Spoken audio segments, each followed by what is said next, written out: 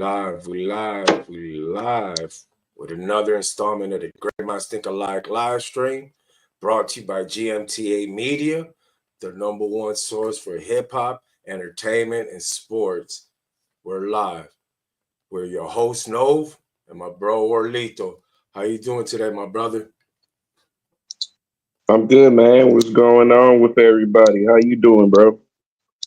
I'm cooling, bro, man. Trying to stay warm. This little blizzard we just had. How you dealing? How you coping with the snow, man? Man, I've been inside, bro. I ain't gonna lie to you. I went out and shoveled a few times, and I went outside today to go grab some pizza, and yeah, that was about it, bro. I ain't been outside ever since. How about yourself? What pizza you at, man? I love pizza. Where you get your pizza from? Man, I went to Jets. I went to Jets Okay. today. Jets Pizza. You ever tried them out? No, bro, I haven't. I heard of They them got though. like the little deep dish square like Detroit style pizza, little square they're pretty good. They're fire. Oh, that's dope. Yeah, no, Yeah. bro. Don't I shovel snow? I shovel snow for my job. Try to clear out the dock area for trucks and whatnot. But shit, aside from going to work, I try to steer clear from this weather, man. I ain't trying to get sick again, man. What Yeah, that? I feel you. Let me make sure everything is kosher over here.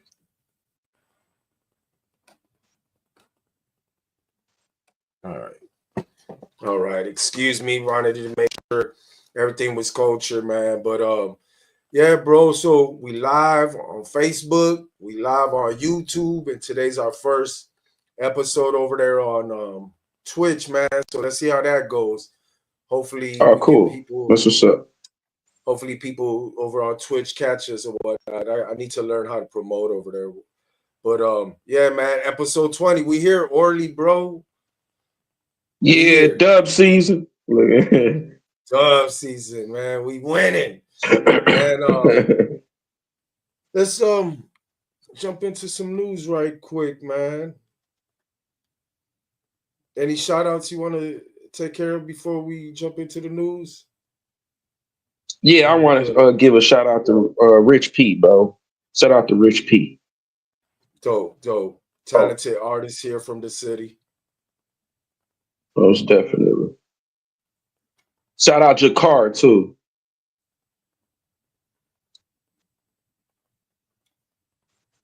And while I'm at it, I just want to shout out everybody already just shouted out. Shout out RA. Ain't the house? No, but he's gonna be, so I just wanted to shout him out now. Okay, okay. No, for sure. Shout out RA. I haven't heard from him in a minute, man. But yeah, let's start, man. We'll start off with the music news. Outkast have been nominated for the 2025 Rock and Roll Hall of Fame. Congratulations to the legendary duo. What's your thoughts on that, man? That's what's up, man. Shit, that should have been. Yeah, us hip hop needs like a Hall of Fame itself. Um, Tonight at midnight, Drake and Party Next Door will be dropping some sexy songs for you. It will be Mhm. distributed through OVO through Sony. If I'm not mistaken, I'm hearing that this album is going to be presented as like a Party Next Door project featuring Drake through all those songs. But hopefully the boy gets a W with this one because I heard a clip of it. It's pretty decent. Okay, that's what's up. Shout out Reno the Dawn. I'm about to check out the comments in a second. So bro, I think for the last 3 weeks, we had one week where he was the topic and then, threw him in the news, but yay, Kanye, Kanye, Kanye. Um, Man, it's kind of hard to just stand by him, man, because he's so talented and well versed, and you know got a catalog out this world, but he just seems to not know when to quit when it comes to running his mouth. He posted about 100 tweets full of anti-Semitism, offensive opinions, showed professes support for Diddy, about to launch some clothing, some Sean John Yeezy stuff, and give the money to Justin. His online store has been taken down by Shopify. His talent manager dropped him. His wife is about to divorce him, and Ty Dollar Sign has distanced himself from Kanye. Me personally, Damn. it's hard, man. It's hard, because I root for this guy. I really have been rooting for him, and I just Yeah. think that I don't think he'd be able to self sabotage himself and be able to resurrect this time around if he goes too far, man. Have you peeped that at all? What's your thoughts on that? Um. No, I haven't seen any of that. The last thing I seen about Kanye was when he was trying to reach out to when he had sent like a message to Kodak Black Yeah, when he made actually, that I'm little glad you video. go ahead, speak on that. I'm glad you brought that up. Yeah, so he ended up posting up a video. I don't know if it was like reaching out to Kodak Black, but pretty much like lending the hand. Because there's like a video that surfaced where Kodak Black looked tweaked out in the middle of the street, and he just like eating some chicken, but the way that he's his mannerisms and the way that he's acting, it seemed like he not sober. You know what I'm Well, saying? So well, in a um well state of mind. yeah. So Kanye ended up doing a video where he kind of reached out to Kodak Black and is going to try to get dude some help, or is going to try to help dude or whatever. I also had seen something of another thing of Kanye where, and this is like quoted. This was from the game. The game had posted something about the game. I mean, Kanye had bought him two, three, No, no, three Rolls Royce, two Maybachs or some shit. Two or two, Maybachs. yeah, two, yep, two Maybachs, yep, yep. And then there was a quote or something about watch out for like the documentary I see two or that. some shit like that, like a hint of Yep. some shit like that. You know what I'm saying? But besides that, I haven't seen. I didn't see the shit that you was talking about though. I don't know how that shit snuck past my radar. Yeah, he went crazy, bro. He commented on um that be this was after our last show where he tweeted about Kendrick should be shouting out free Diddy from the Super Bowl stage because one man's locked up and another man was sitting at the Super Bowl. So it raised the question: was it Jay-Z? Was he talking about? Was he talking about Lucian Grange? Who were you talking Mm, about? And he went mm-hmm. crazy, bro. He talked about rappers that crossed him. He made a list of like 4 rappers. I forgot the other two, but ASAP Rocky and Eminem stood out to me where rappers then betrayed him or whatnot. But yeah, man, he went Yeah, I ham see on his something like that too. Rappers that didn't betray him or something, like a list of like rappers that didn't betray him. yeah, he went crazy, bro. He went crazy. And he was like on a 3-day binge, and then he was like, this was part of an experiment. Then he just went crazy again. It was like, yeah, man, I don't know how much more people's gonna be able to take this. But let's Mm-hmm. check out some of the comments. What up, my brother? Appreciate you, Reno the Dawn. The South got something to say. 100 for sure. They've been had a platform, for sure, man. Congratulations to Outcast. Yeah, that's Um, dope. so back to some Diddy news. So Diddy fights back. He files 100 million defamation lawsuit against NBC Universal over the Bad Boy documentary. Mm-hmm. Alleging some of the stuff on there is not true, especially about him killing Kim Porter. What's your thoughts on that, bro? Yeah, that's crazy. It makes sense because there hasn't really been anything, or is this just public information that people? Well, no, because that is defamation of character because there's no public information that says that Diddy had anything to do with Kim Porter's death. So if it isn't public information and it isn't something that everybody can find, then you can't do that shit. You know what I'm saying? Yeah, For I something agree. that's out there that everybody knows that you can look it up, that like, for instance, we all know that Mike Tyson went to jail for certain, well, no, they weren't allegations because he went to jail for it. So if you were to look that shit up, you could find it. And if we wanted to say it, that's not defamation because anybody could look that shit up. Now, if Yeah. you can't look it up and there's no way that you could prove that, then yeah, that's defamation. So he might got a case on his hand.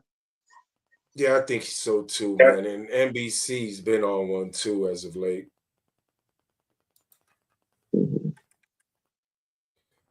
So let's continue. The saga continue. Big Meech addresses 50 Cents in an Instagram video talking about I never told, never fold. And the only reason he's doing the video was for his friends and family. Right.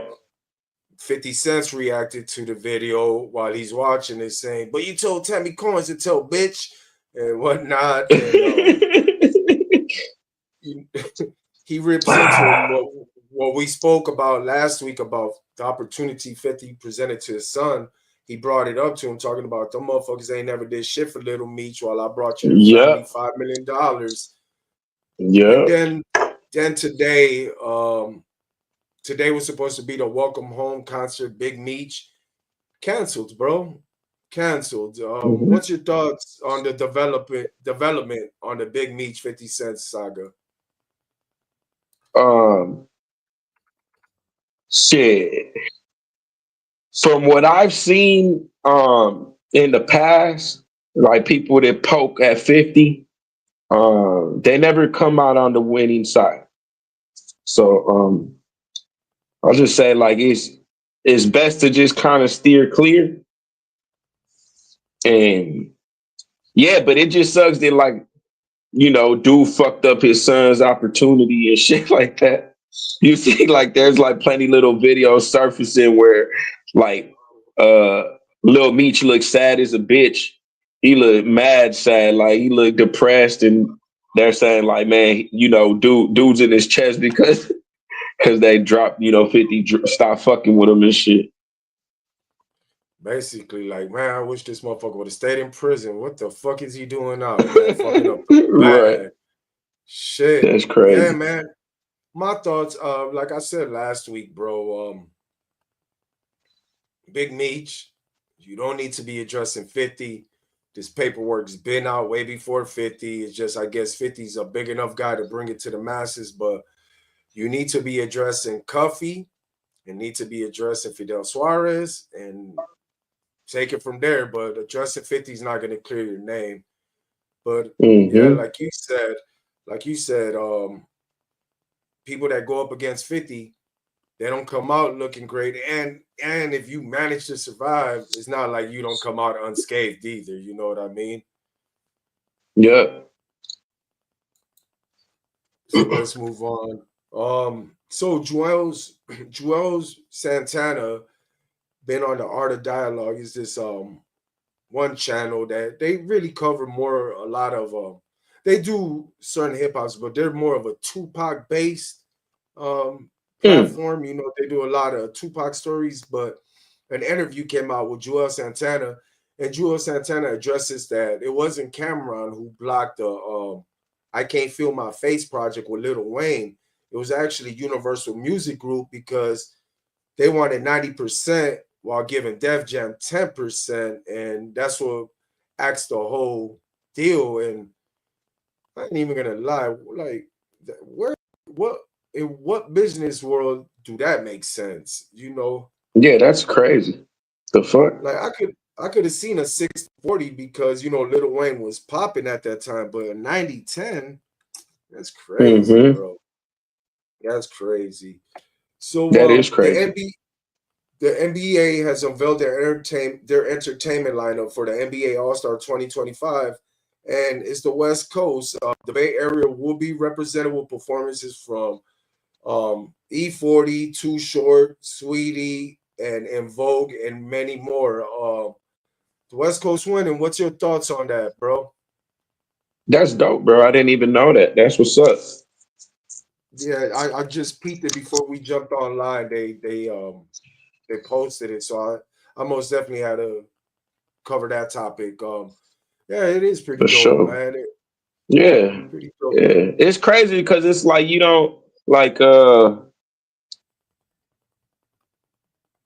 you haven't seen that like in a while where like the bar has just been kind of like it's been kind of like snowballing like for the West Coast. You know what I'm saying?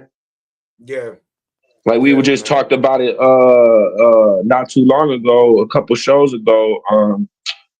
Exhibit, you know what I'm saying? Got a project that I'm kind of excited to kind of listen to, Yeah, me or to too. I check was a big out. fan of it today. Yeah, yeah. So, it's crazy because there's a lot of little shit that's brewing over there and everybody's doing their thing. Matter of fact, too, I believe you brought it to my attention that Bone Thugs and Harmony was signed over there too to Conor McGregor's label. So, Was it you? Or um, it must have been Exhibit on Drink Champs. I thought it was you for sure. Exhibit on. Oh no, yeah, I know. Exhibit was signed over there to Conor McGregor's label. Speaking of Bone Yeah, Thugs, uh, yeah. Bone Go ahead. Thugs, Bone Thugs will be at Summerfest. Later, we might run down the Summerfest lineup for y'all because we got it. I mean, it's everybody got it. You could get it, but we'll run down Yeah, some of the ones that I'll tell you the ones that I want to see. You know what I'm yeah, saying? we most definitely could do that. I I, wouldn't I, mind. I wouldn't mind that at all. So 29 years ago, Tupac dropped All Eyes on Me, the double disc classic. Same mm, date, same year, the Fuji drops the score. Two monumental projects, two groundbreaking projects, two record-breaking projects. What's your thoughts on first off, Tupac's All Eyes on Me, bro? masterpiece, Masterpiece. masterpiece. Yeah. And the score, what's your thoughts on the score? The Fugees. Uh, that's a I'm not gonna use the same word, so I'm trying to think of a different word. Classic. There you go. It's a classic. Because Good word. masterpiece. Yeah, two big projects. Fucking Pac did what, 5 times platinum within like 3-4 months, and the Fugees, the score went diamond. Big Mm, shout outs. I mean, big shout outs to them projects. Then on this same day, for 16 years sure. ago, Drake released his I think his best mixtape so far, So Gone. 16. It's crazy to think it's already been 16 years, man. Yeah, that's wild. Yeah, Yeah, man. that One was a of my good favorite mixtape. That was records. a good yeah, it's a good mixtape. That's a very um when you wanna when it's funny, I was just talking to Rich P, I was trying to give him like a comparison about like um vocals, singing or whatever. We was listening to a song and I was telling him like how I wanted somebody like to sing on the song, but not singy like Trey songs and shit. I wanted more of like, and then I used Drake as like a comparison, but not new Drake, because the new Drake, like me and him, like it was funny. He said like Drake, he sounds whiny when he sings, and I was like, yeah, I agree. Like the newer Drake sounds whiny, but the older Drake, like the Drake that you're talking about from like that mixtape era around there, with the Yeah. harmonies and the, you know what I'm saying? Yep, that was the Drake that I enjoyed. Yeah, he got to get back to that because when he used to be introspected, and talking to his audience, to the audience, that was the best Yeah, Drake for sure. yeah. So let's get into Shout some. out, and shout out, and Daniels, Nick, and Daniels. Okay, bro, and I'll shout him out, man. So we're gonna get into some new music highlights. Denzel Curry, 90K, got a song SU. Dave East and Ransom dropped Mayhem, which is fire. Yeah, yeah. That motherfucker is fire. And actually, bro, I think Dave East is starting to find his groove. To me, I think Nice, he got, nice. I think he got in his pocket, man. Don That's what's up. Tolliver and SZA got Joni. I haven't had the chance to check it out, but I'm big on Don Tolliver. He comes from the Travis Scott wave. Larry June's Two Chainz the Alchemist released their album Life is Beautiful. I heard a few cuts from it. I look forward to listening to the project because the chemistry is fucking pretty cool considering the three different mesh of styles. Have you heard anything of those guys yet? Who was that? Larry June, Two Chainz and Alchemist? No, I haven't heard any of that yet, but I really want to listen to it. It's out already. Me too. Yeah, it came out You last heard it? Friday. No, no, no. That's why I say I want to give it a try. I was so in tune this weekend and at work just knocking out these mixtapes, like, we'll get to that conversation, but that's what I've been focused on, listening to the mixtapes, refreshing my memory and shit. But yeah, not since we talking about Larry June's Two Chains, they were on the Breakfast Club. Charlemagne asked him, why did he lie? He's like, what you mean? Kendrick said, you said to Drake, he's all good, but you lied. And he took it all in fun. He wasn't offended by the shout out. But I Right. found it funny. I found it funny that when questioned Larry June about the song, he said he hasn't heard the song, which is weird. Like, He's, like I rather you there say, is no way. There's no yeah, way in hell that you haven't heard that song. Even if you don't want to listen to that song, you've heard it. You know what I'm yeah. I'd saying? rather that. I'd rather respect someone say, yeah, I heard it, I didn't like it. Yeah. But to say you ain't heard it, that's crazy. There's no way The there's no thing walk of is, life. I think the thing is nowadays, bro, is you can't even have like an opinion. You know what I'm saying? Like I think if he would have been honest about it, if he would have said, "Or like, yeah, I heard it, but yeah, I'm not really fucking with it or whatever," he would have lost like a certain like people that would have just not followed him just because of that statement that he made. So he just played it mutual and was like, "I haven't heard it." Man, Knowing damn well we know he's lying, you know what I'm saying? But he played it safe. He said if I don't say anything, then nobody can say, you know what I'm saying? I can't get stoned if I ain't say anything, you know what I'm I saying? can't get So crucified for sure. right, right, right. What's up, brother? What it do? I heard my name while someone was talking to me. Oh, for sure, bro. We rock with you, my bro. Seeing you pull up, so love, bro. We We were appreciate you shouting you rocking out, with bro. us. Appreciate you, Rocky. Yup. Shout out Nick. Shout out and Daniels. And then to end the music news, it was brought to my attention. Wiz Khalifa announces he will drop in Kush and OJ 2. The follow up to his first classic mixtape. I'm excited. I haven't heard nothing of Wiz in a minute, man. What's your thoughts on that, bro?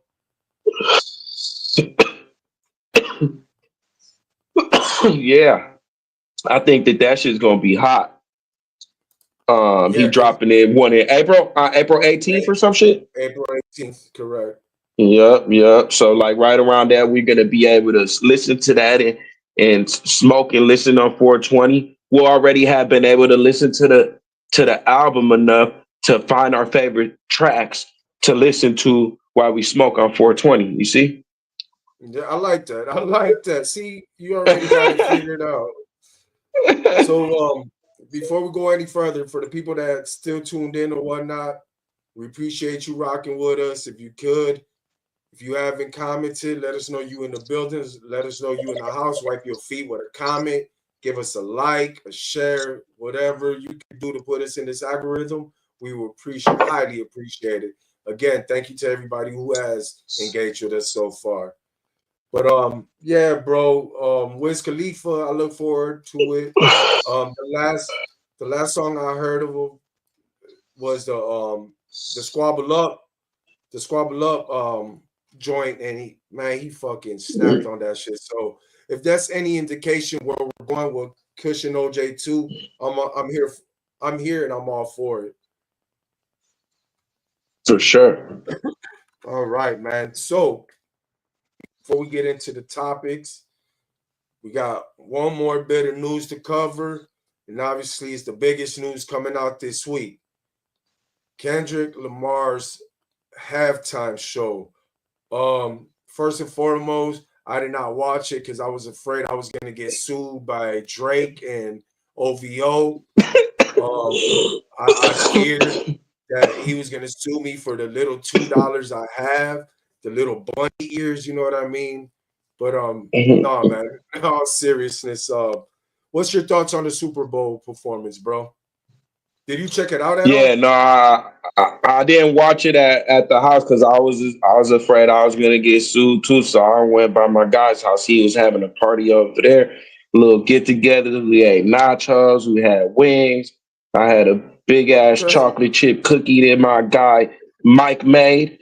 You know what I'm saying? Shout out Josh, shout out Connie, shout out, the little football get together. Yeah, man. I ended up seeing that shit. I don't watch football first off, you know what I'm saying? I don't really watch it like that. Like, I know like what the plays, and I know like, the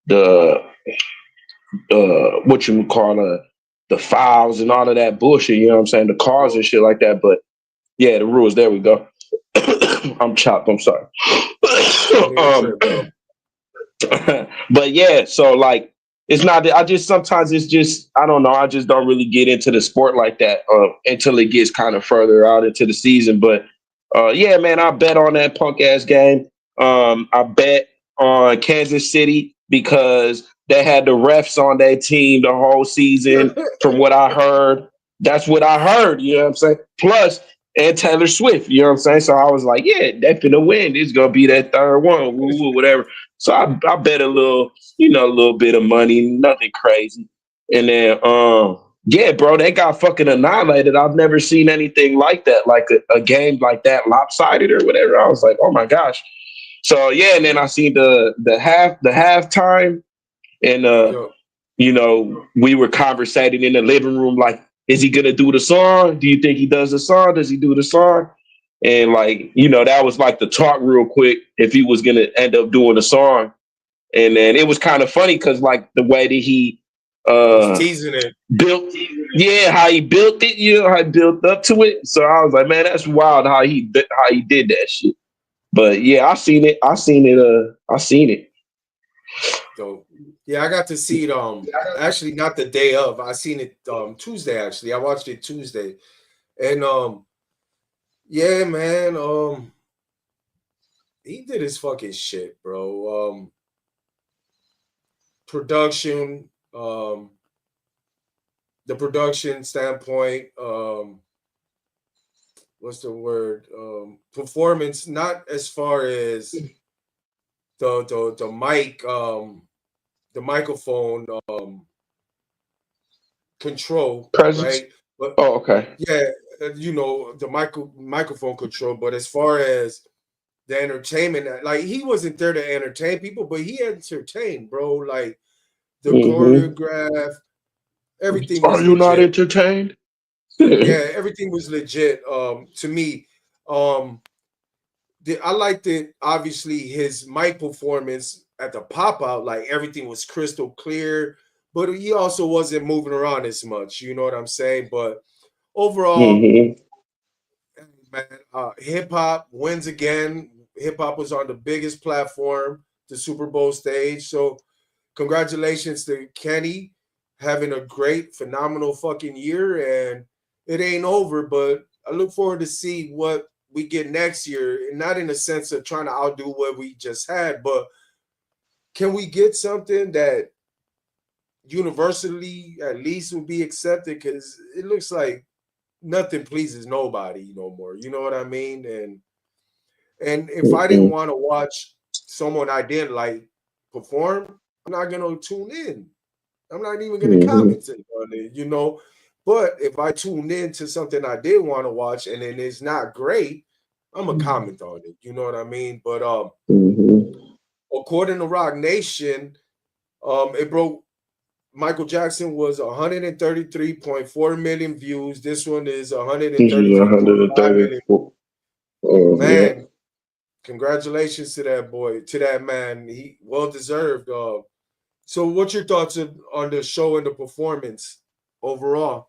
Yeah, I mean, he snapped, bro. Like I said, I seen it right when it started.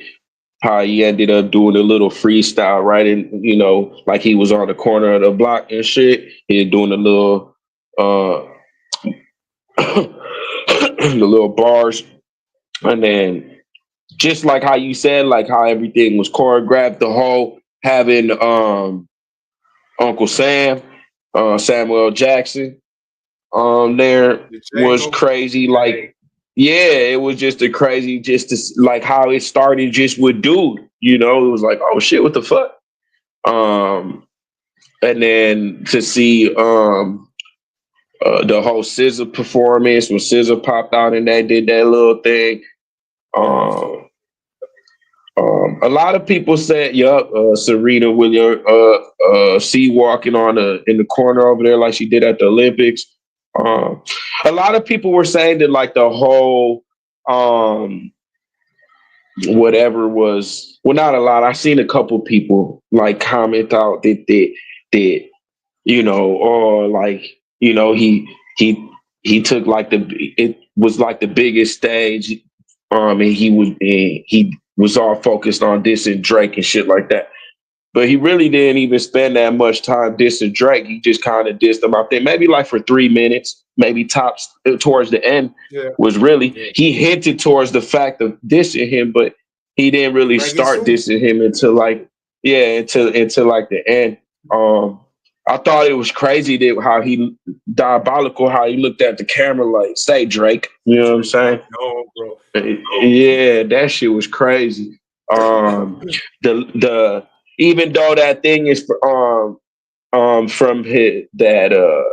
that PF Lang or whatever, Yep. that small little A, but that shit is just subliminally, it's an A A minor. minor, a small little A. You know what I'm saying? So I thought that even that shit was crazy.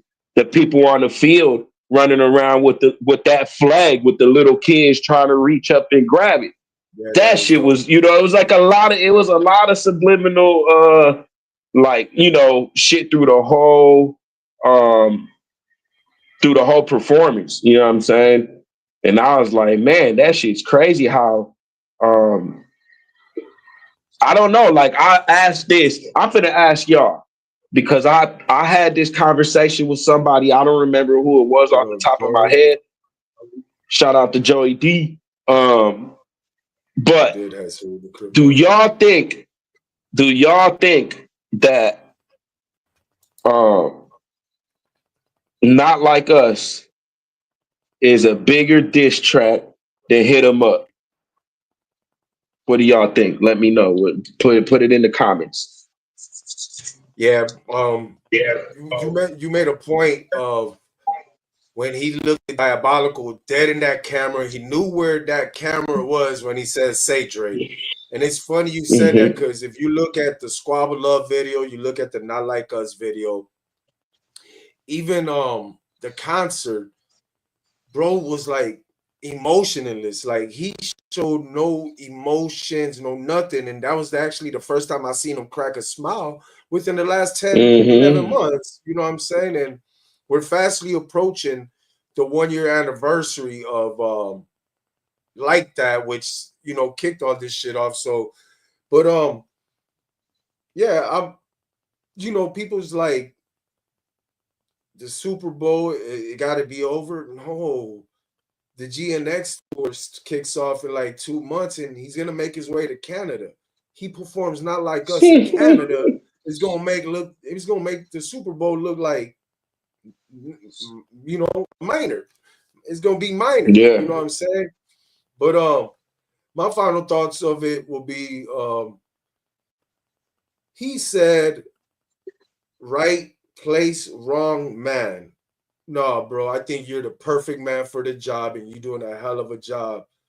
He's pushing this culture the way it needs to be pushed. And, I'm just glad he popped out and showed us, you know what I'm saying? Because he was always, his talent wasn't questioned, but like his motive, his, do you even want this? You claim to be this guy, but and he's showing now. So congratulations to Kenny and PG Lanes. I Mm-hmm. would like to put it out there right now. There's been great duels in hip hop. Birdman, Slim, Dame Dash, Jay-Z, plenty. I could go on, but something got to be said about Kendrick Lamar and Dave Free. That duo is on a incredible, creative run. Mm-hmm. But we most definitely got to talk about that. I think not like his way. Yeah, I agree. I won't Yeah. debate Me too. big. I won't debate the popularity or the success of it because the numbers don't lie. But better is still a question. It's still submissive. It's still objective. Um, but yeah, not like us for sure. For sure, gotta be not just bigger than hit 'em up, but I don't know if there's a bigger diss A track. diss track. Yeah. I It's agree. bigger. We're gonna be going through beef rivalries later. I got a few battles, but I don't know. We'll see where it lands, man. So let's okay, for anybody that's still rocking with us before we get into the first topic. This is our first episode. I mean, this is episode 20 for everybody that's been keeping up with us. This is Mhm. about like our 8th episode on YouTube. So if you haven't, we would love for anybody that take their time and go to YouTube and subscribe to the GMTA Media um, channel. And this is our first episode on Twitch. We're streaming on Twitch. So we're streaming on 3 locations. So Facebook, YouTube, and Twitch. So if you happen to Nice. you know, be on YouTube, catch us there. If you got a Twitch, subscribe to us there. We follow back, you know what I mean? And we appreciate everybody. And we mean this because it's been a struggle. We ain't gonna cry about it. We ain't gonna complain about it. But what we're gonna do is grind. We're gonna itch our way up to our goals, to the milestones that we need to achieve. We'll be a lot quicker Mm-hmm. if those that do see our posts or those that do hear our voice, man, it don't cost you a buck to subscribe to us. You can find us on Facebook, YouTube, Twitch, and coming soon to Patreon. But I just wanted to get that out for those that's tuning in. Give us a comment, give us a like, give us a share, whatever. Just show us you rocking with us. If you tuning in, don't like what we talking about, let us know. That's what we about, engaging. Hell And I'm yeah. sorry, I'm talking a lot with my hand. I'm kind of iffy, jiffy right now. But go ahead, brother. or or if there's a topic that y'all would like us to talk about, you know what I'm saying? Uh I know that we ain't forgot, bro. I know I ain't forgot. I know Nova ain't forgot. No, Nova ain't forgot that way. When we do end up talking about Nipsey Hussle, Nick Nick, and Daniels, Nick and Daniels, you got a open invite, you know what I'm saying? If anybody ever, there's a certain artist that y'all want to tune in to talk about, y'all want to engage how we've had a guest before, you know what I'm saying? You're more than welcome. most Also, definitely. if you guys uh what's good, Isaiah? Shout It out was good, Isaiah. Isaiah. You never Um late, brother. You always on time with us. We appreciate you rocking with us. um Also, if there's anybody that is out there that enjoys talking about sports, talking about basketball, talking about football. I know football is over now, but talk about basketball, football, baseball, any either one of those. Even if you just like talking about one, you just want to focus on one of those. You like talking about basketball, shit. Even though you like talking about golf, I don't care what you like talking about. Anything and everything is content. So we're looking for content. If you got content, holla at us. You know what I'm saying? I got an idea. I got a couple ideas where I want to do some food stuff. That's in the works. So yeah, anything that y'all got in mind, some type of content that y'all want to, and y'all could be part of the Great Minds Think Alike Community. family. You know what I'm saying? Yup. Community. You'll have your own show. You know what I'm saying? Yeah. So hit us in our inbox and let us know if that's something that you're interested in. For sure. That But that Luca Luca trade was trade was crazy. crazy as a bitch. I agree. See, bro, that's why we need you on here to talk that NBA talk. I The agree. only thing I know about the NBA, I ain't even gonna lie. He ain't even because he's my favorite player, but that's all I hear about is LeBron. I really don't even know about the NBA no more and shit like that. But Mhm. and the Milwaukee Bucks, Mhm. but they breaking us up. So, but Isaiah, That right? was some good. Yep, Isaiah. Yep. Okay, yeah, most definitely, Um, bro. If you want to get the up with Bucks looking Morley, pretty good though. yeah, I might have to keep up. But yeah, that's the only thing I know or I hear about. It's if it ain't LeBron, it's the Bucks and shit. But I heard about that Luca trade. He's with the Lakers now.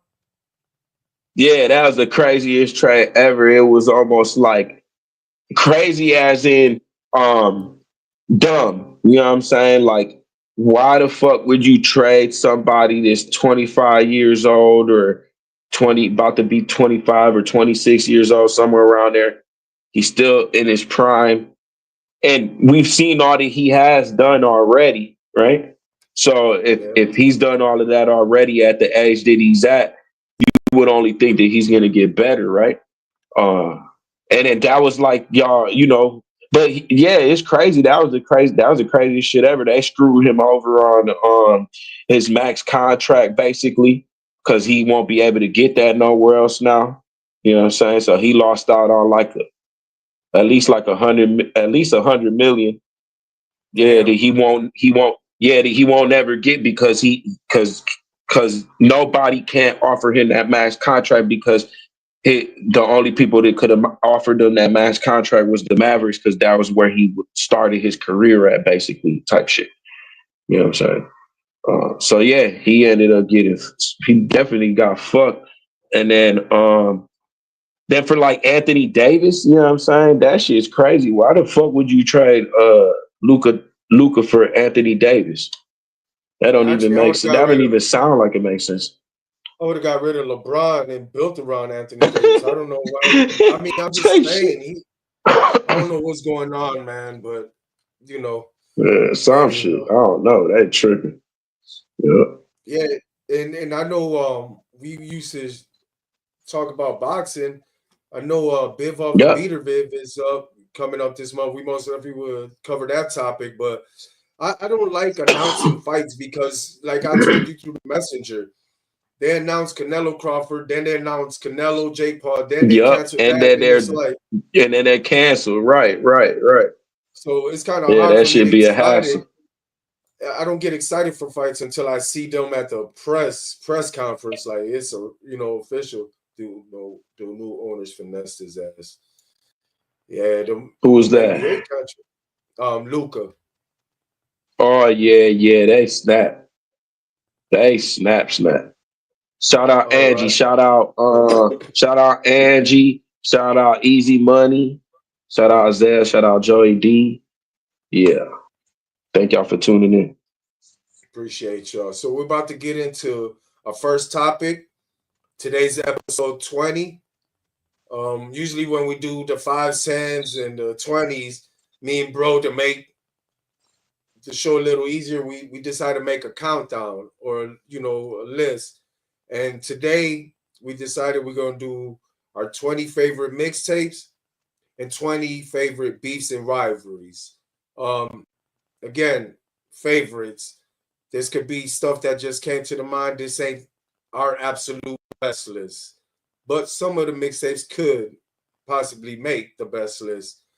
We're gonna go 1 and 1, and y'all chime in and let us know what y'all think of our selections, and also we would like to hear from y'all. But before we do that, let's check the comments one more time, and then get right into it. I'm gonna check the comments one more time too. Mavs owner was pissed. Dallas won't let them build a casino, so they were going to move the Mavs to Las Vegas. But instead of moving to Las Vegas, they traded Luke to. Oh, That's crazy. there's politics involved there. See, Easy Money got the scoop. See, Good looking now, Easy, for the insight. yeah, I'm trying to work with Easy Money to launch this little wrestling live stream podcast. Easy Money, That'd be that dope. isn't that's that isn't it all. To be honest, that's just speculation going around, but far from the truth. Okay, developing stories over there in the NBA. All right, man. So we got 10 people tuning in. We got 4 likes. We appreciate all the engagement. But if you haven't gave us a like, give us a like. And if you don't like the show, give us a dislike. That's a reaction. We want all natural, genuine reaction. But also we trying to get We it want all the decided. smoke. We want all the smoke, but appreciate y'all. Here we go. First topic. 20 favorite mixtapes. 20 favorite mixtapes. So what we gonna do, people, we're gonna count down from 20 to 1, and me and bro's gonna go back and forth and give us y'all take. So you wanna go first or should I go first? What, like started off? Yeah. Don't matter to me. Okay. Um okay, we'll do this. You go 20 through 11. We'll go back and forth, and then when we get to 11, I'll go first, and then we'll switch it up. So go ahead. You go. Give me your 20. From 1 to 20, you mean? No, you could go either or. You could go one. I'm gonna go down. I'm gonna go 20 down. You want me to give you my top 20 all in a row? You just want me to give you my Yep. one, then you One. go give me yours like Yep. Yep. 1 and 1? All right. My first favorite, my first top 20 favorite mixtape for me. This is my, you know what I'm saying? My preference type shit. Cushion Orange Juice by Wiz Khalifa. And this is no particular order neither. This is just, 1 through 20 for me at least. I don't got no Okay. particular order. Yeah, me, I went backwards because I did what you did. I put my favorites first, and then I just flipped the shit. Oh, okay. I see what you did. Yeah. I didn't have no particular favorite. These are like all my favorite. Like, you know what I'm saying? If I could put all of these in number 1 slots, I would. Yeah, actually, I made room for artists because I easily could have filled in 5 or 6 of these with just one artist. You know what I'm saying? Right. But number 20 for me, the Griselda Boys will be coming in. 38 Special and Benny, Stabbed and Shot was Hmm. with their intro, Gunner Knife or Man of the Kitchen. So 38 Special and Benny, Shot and Stab, 1. Go ahead, Okay. Orlito. I'm gonna go with Coke Boys 3 with French Montana. Man, you know what? I was debating hard about French Montana because we used to rock the shit out of his mac and cheese and shit. Yeah, like I'm And saying, these are like the person. Like I'm saying, these are like personal, like my yeah. favorite mixtapes. You know what I'm saying? Like, There's gonna be 3 of them in here that are like that with me, man. But French, yeah, I was contemplating it. So number 19 for me was songs Understatement, Riot, and Slanging Birds. 2 Chains make my list with True Real Religion. Nice, nice. Go Um, ahead, Mano. I'm I'm gonna go with How Fly by Currency and Wiz Khalifa. That's Another great dope. one. I love that Both, album. yeah, me Or too. that Both of mixtape, them, my fault. yeah, both of them made my list, but it wasn't that project. So number 17, he'll be one of our topics next week. But with songs like Invincible, Shake the Room, and Arm and Dangerous, Pop Smokes, Meet the Wolves too makes my list. Okay. I'm gonna go with Dedication 2, Lil Wayne. So yeah, that Yeah. was one of my Yeah. struggles. I got a Wheezy on it. I do got a Wheezy, and Dedication 2 was one of my struggles. I'm not gonna lie to you. So All right. making my list will be my young bull from the shot with songs like I Don't Like, Every Day, and Substance. I'm giving it to Chief Keef, Back from the Dead. Nice, nice. Go That's a ahead, good one. Orlando. I was contemplating putting that one on there. I'm not gonna lie. I was looking through my list like, wait a minute, did I put that one on there? No. But no, I Yeah, didn't. Um, that motherfucker used to ring out, hey, boy. at what point do you want to check the comments? You want to run this whole list Right and now, then check yeah. the comments, or No, you no, want? no, not the this. I check right now. No, I'm this. glad you brought that up. Okay, bet.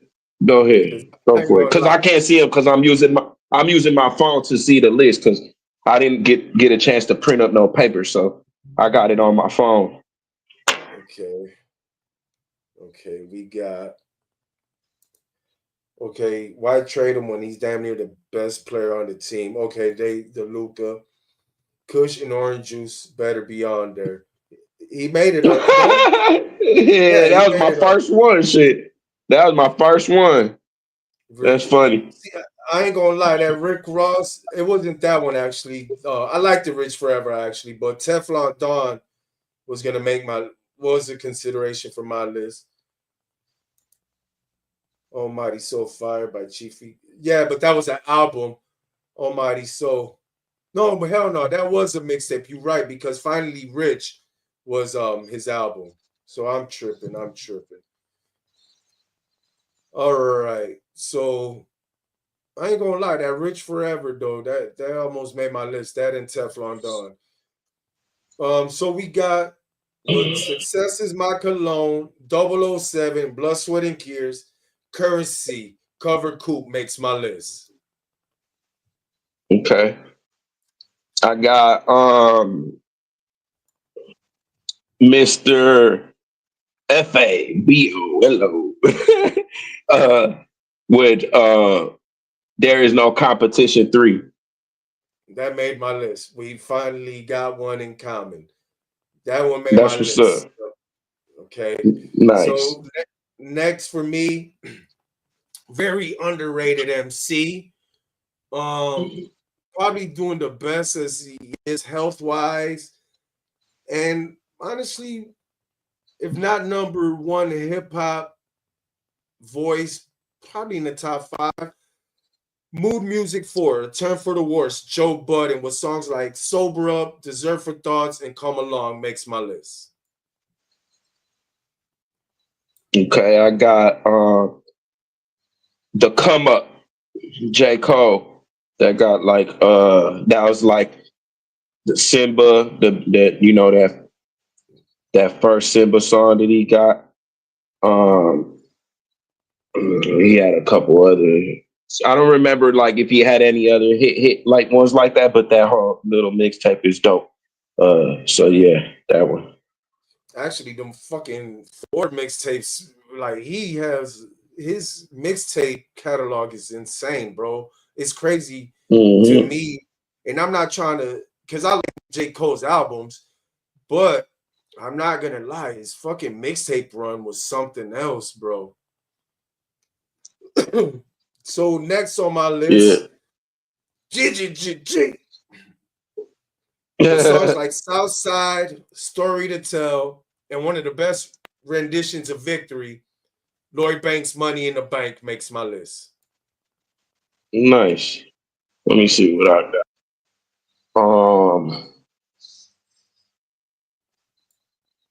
I got another J. Cole. Might delete later.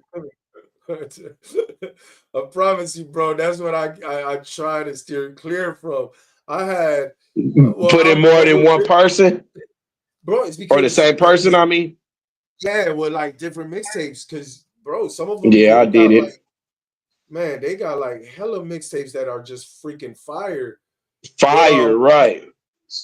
my next one on my list comes from, well, let me take that back. With songs like The Kramer, The Crazy, The Grown Up, Wale makes my list with a mixtape about nothing. I remember that one. That was the one with like the Seinfeld cover, right? Yep. Yeah, I Yes, like sir. that. Was a decent mixtape. I forgot about that mixtape. Um After your next one, we'll check the comments. all right, I got um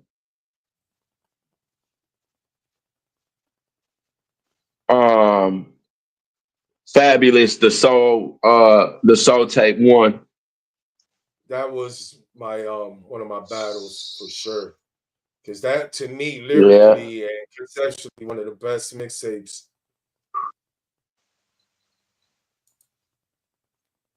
Salute the real. Salute Son of Mar, the profile pic. I'm Shout loving out it. Son of Mar. Salute the real, bro. That's MM4 funny. was. Yeah, that was, sure was. Actually, that whole serious, that mood music was slept on. What is it? Serious, you call it, right? When you got more than one type shit. Series, yeah. All right. So rounding out mine after yours, thoughts of a thoughts from a balcony, fight in America. Mac Miller with Macadelic makes my list. I like that fucking Okay. mixtape. It's fucking fire. Um Fab again, bro. The soul tape two. Two Back of to them. back. Telling it back to back. You ain't wrong, bro. Yeah. You ain't wrong, man. That Soul Tape one, I ain't gonna lie, man. Like, When I went back and revisited that, I was like, oh man. and this was my and this was my 20 very best mixtapes. Soul Tape will for sure crunch out three. Death comes in threes, for sure it would have. Hmm. But the thing about favorites is anything goes. But Yeah. next up, hold on, let me make sure before we do our flip that we okay. 1, 2, 3, 4, 5, 6, 7, 8, 9, 10. All right, so rounding out my 11, Gangbang, Yep. We're Homicide, both on Phone 11. Numbers, Get Wiz Khalifa's Cabin the Fever fuck out makes of my here. list. Cabin For number Fever makes my 11? list. Number 11. Mine too, bro. I'll show you. I'll turn the phone and show you number I believe 11. you, bro. Swear on everything. Cabin Fever by Wiz Khalifa. No bullshit, yup. Yeah, it That's made my wild. 11. Made my 11. Probably would have made my 10, but let me wait till we get to number 10, and I'll probably catch some flack for that one. But let's check the comments right quick, so then we can reverse over here. That's funny though, because I was coming from the opposite. I started on 1, 2, 3, 4, 5 like that, and you started on 20, and we both um That was were 11. just on 11, and we both got Wiz Khalifa. That shit's crazy. Okay, just my opinion on few tapes that are notable. Astronaut Status by Future, most definitely. That was in consideration for me, but I got something else by him. It's speculation, but on paper it's a mixtape. But Artist by A Boogie, Back to the Bando. I actually like that. Back Welcome to My Trap House, and I forgot what's the other big hit. Talks about a girl still in his heart. I liked it, that one actually. Back to the Bando by Migos. They'll be our topic next week. Black Circle 2 by Money Man. To be honest, I might have to check them out. I haven't never heard nothing of Money Man. Burn After Rolling, Wiz Money Khalifa. Man is pretty dope. Money Man is Yeah, that dude. You probably heard of him, haven't you? He's a dude that he got like the fake looking eye, and I think he used to fuck with Birdman back or Cash Money back in the day or some shit like that. I don't know if he's from New Orleans or where he's from. I'll send you his shit. You probably seen or heard of him. Um, the first time I heard from him was in New Orleans, actually, which is crazy. Maybe he's yeah. not from New Orleans. Maybe he's from Atlanta. Isaiah, where's Money Man from? Burn After Rolling, Wiz Khalifa.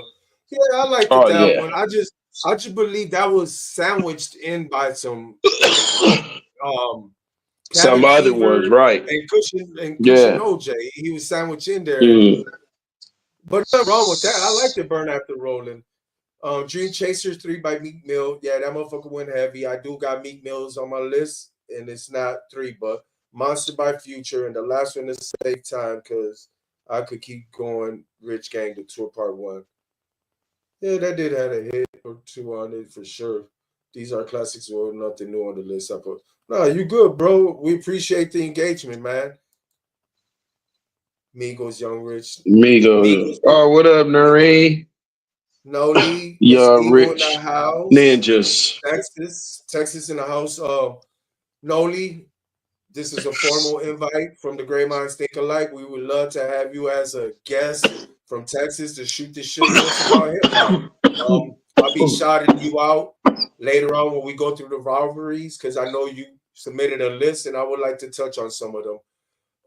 Cover some of them. I Yeah. gotta stop saying touch because I sound like a fucking I be touching on this and touching on that. Nah, man.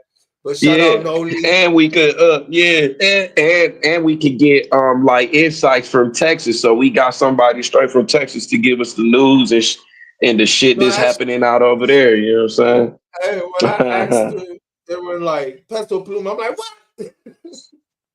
Jungle, the song you talking about. Yeah, I liked it that mixtape. That's him like with the piano on the mixtape. I remember that shit so vividly.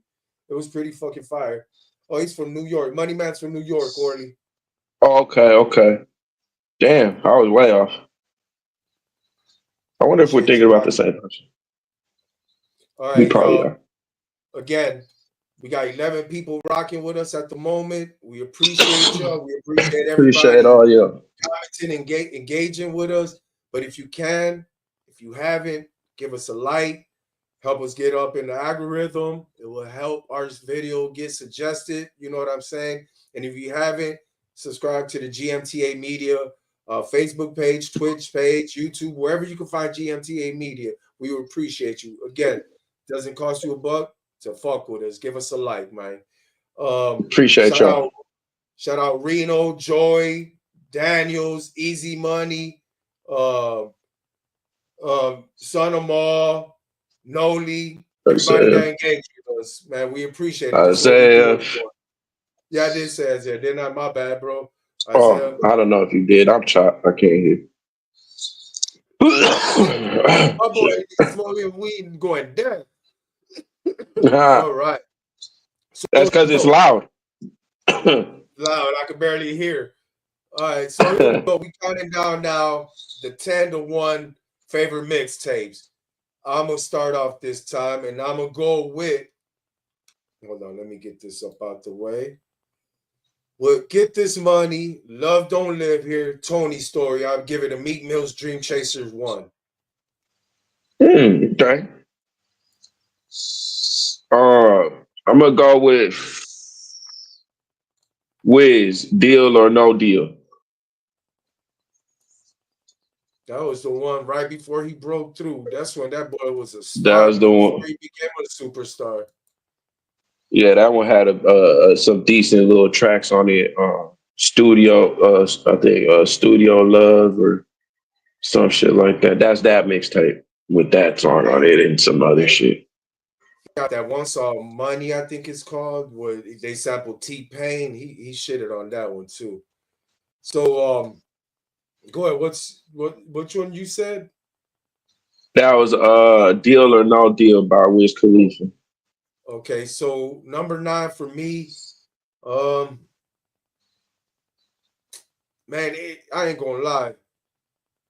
I don't know if I place this in my top 10 because he's one of my favorites, him per se, because I don't know about this mixtape. It's a classic mixtape, but again, it's favorites. These ain't the best. So, Right, but right. with his intro, Grey Goose and Air Forces, Young Jeezy Trapper Die makes my number Jeezy. 9. Nice. I got um I got Nipsey Hustle with Crenshaw. That made my list too. Yeah, nice. It's actually coming up. So right now I got what Trust You, Take My Life, and Blocker. Wrath of Kane, Pusher T makes my list. Oh, nice. Yeah, I forgot about that one. I'm gonna go with Kid Cudi's A Kid Named Cudi. I swear, bro, I was contemplating that one, bro. I ain't gonna lie, Trapper died, Jeezy my guy, but I really was planning to swap him out with that one. No disrespect to Jeezy. No disrespect to Jeezy. But next up, but all get right, 4 in the morning and change nothing. The legendary, the late great Nipsey Hussle, Crenshaw makes my list. Hell yeah. I'm going with Starlito and Don Tripp Step Brothers, the first one. Oh, yeah, yeah, I fuck with fucking Don Trip, bro. That motherfucker. I forgot all about the Step Brothers. All right, so closing out for me, Too Deep for the intro, Blow Up, Premeditated Murder, J. Cole's Friday Night Lights makes my list. um, that's crazy. I got that one on there too. Um, I got uh Future 56 Nights. Yeah, that shit did go in, bro. I do remember that shit. Future's fucking so underrated to me or Mm-hmm. underappreciated. All right, let's see what else we have here. Y'all brought up New York, so I had to add Dipstate Diplomat Volume 1. That's a mixtape or an album?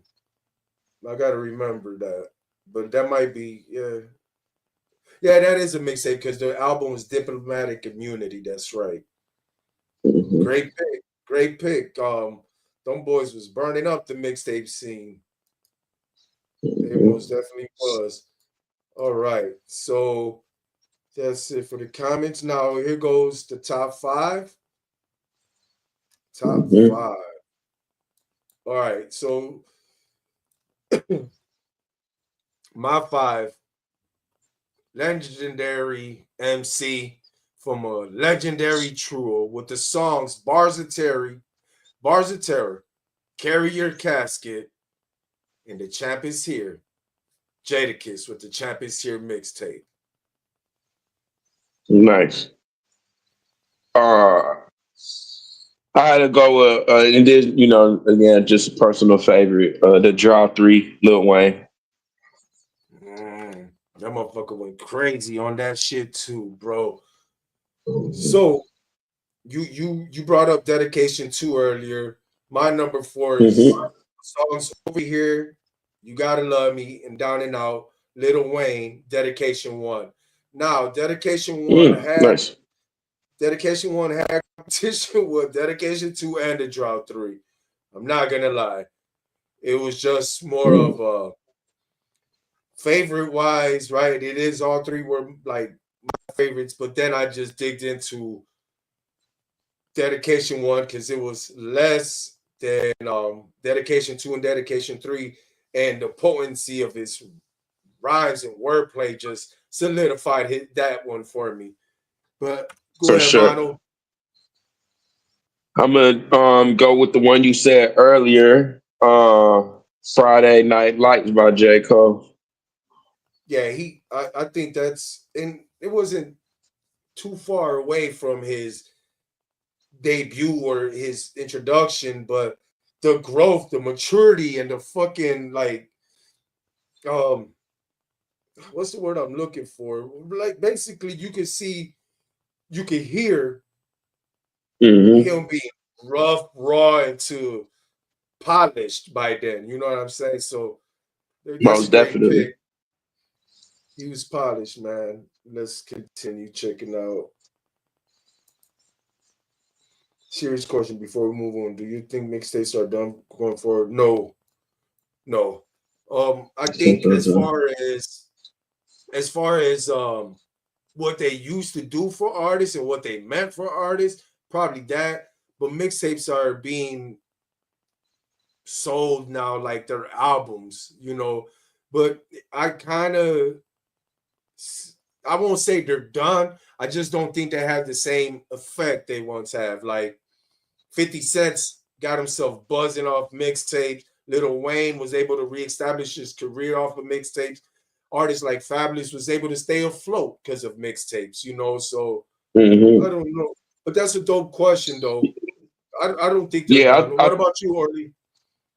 I think um depending on how like the way you use the mixtape, because I think that's what it is.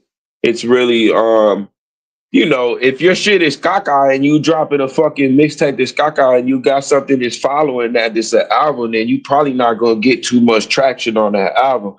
But if you end up, because this is kind of like a like here guys, because y'all my fans and I fuck with y'all, finna throw y'all this project to hold y'all over, to give y'all this. I'm gonna throw y'all this mixtape to hold y'all over, to give you this project. Is, you know what I'm saying?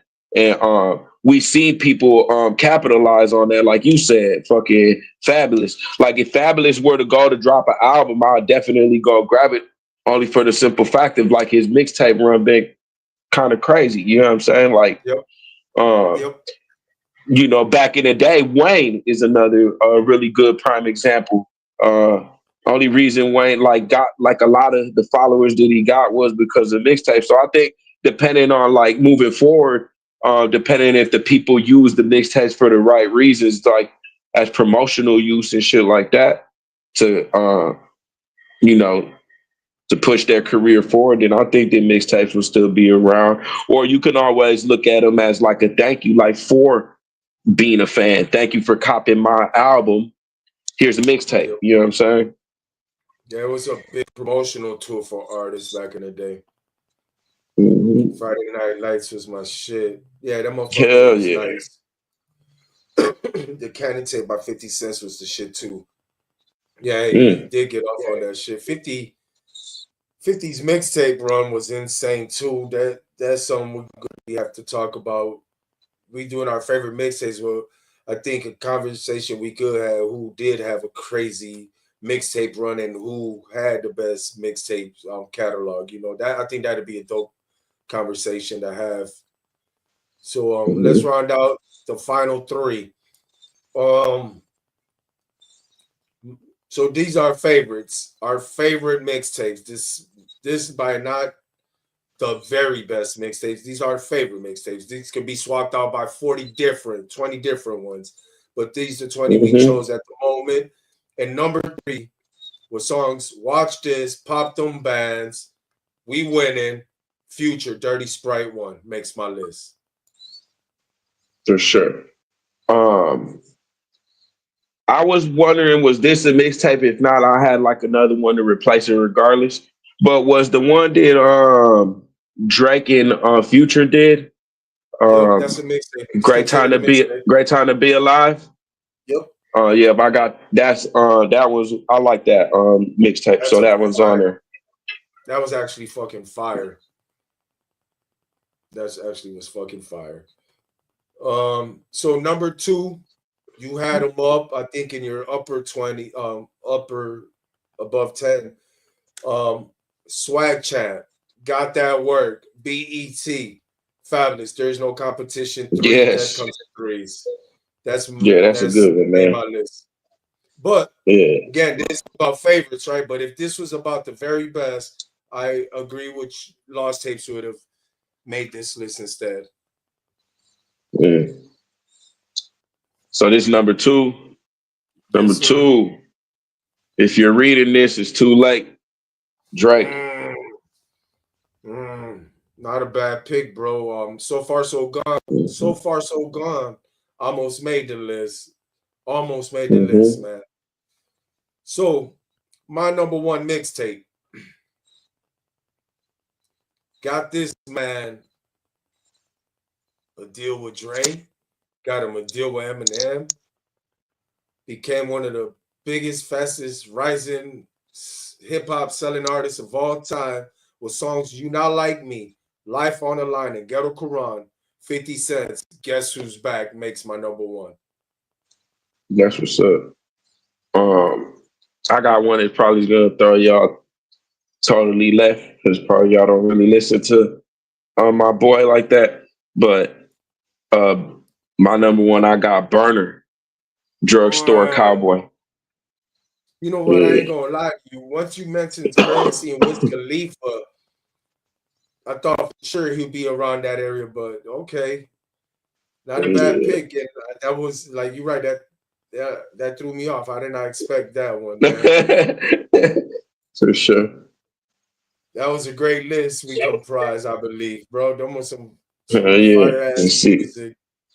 Let's see what Let's we see what have the here. people. Yep. Let's see what how the Back from people the is dead. rocking if they got the back for the Hey, day. Yeah.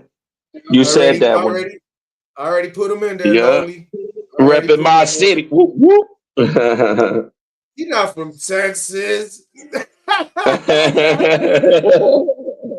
Wait a minute. just Look at fuck, that.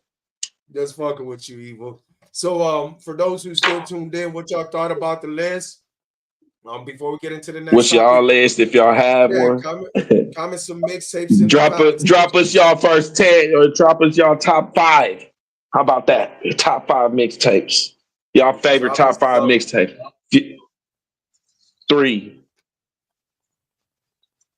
Yeah, man. So yeah, that was great. I enjoyed that. 20 favorite mixtapes. Hope y'all enjoyed it. I try not to repeat myself with the mixtapes, but when it comes to the rivalries, I can't say the same there. um, Yeah, that's gonna be hard. That would be yeah, hard if man. you couldn't repeat yourself and shit. So let's check out the Oh, you know comments. what? Can I get out? Oh no, never mind. Never mind. I'm tripping. Go Go ahead, bro. ahead. Go ahead. Go ahead. No, I'm tripping. I was thinking about something else. Guess Who's Back by 50 got me through a bid. Yeah, bro. I remember I copped that shit from Best Buy. That was right after Wankster came out. I went to go try to find that single. It was going to be on the 8 Mile soundtrack, which didn't drop. But I seen this big ass black and white CD with 50 cents on the cover with a chain and whatnot. And I snatched it up. And I will tell you this much that fucking mixtape goes ham. That Ghetto Quran, yeah, man. Oops, I ain't hear Gucci. Yeah, I didn't put Gucci in there. But Yeah, he I'm got like coming up. 1,000 mixtapes, but I didn't. Yeah, I didn't put him in there neither Yeah, because I'm surprised. I'm I don't. surprised about that. I'm surprised he Yeah, didn't make I the am list. too. I am too. I'm surprised too. You know, with all like with so much, you know, Jeezy didn't make my list too, neither though. So I He wasn't wasn't being, you know about what to I'm make. saying? He wasn't about to make Nah, balance, and I nah. love Jeezy on my life, but it Yeah. wasn't just one tape. Just one tape I can name good shit. All right, all right. Again, man, I know I fucking sound like I'm beating a dead horse, but for those that are tuning in, if you haven't commented, can you comment? I'm gonna go grab a drink. GMTA Media.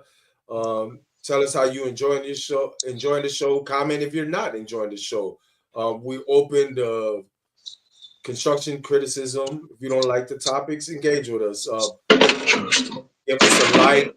Give us a subscribe. Give us a share. We appreciate it all. Who I recognize Most was definitely. wrong. 50. Don't spit like that no more. No, actually, to me, son of more. I believe Get Rich or Die Trying was so big as far as everything, popularity, the sales, domination on the charts, globally, right? That when the Massacre came around, I still believe Disco Inferno and some other song, the Mob Deep one. I forgot party, something party over here, some shit like that. This is Mm. how we do it when we do it, or some shit like that.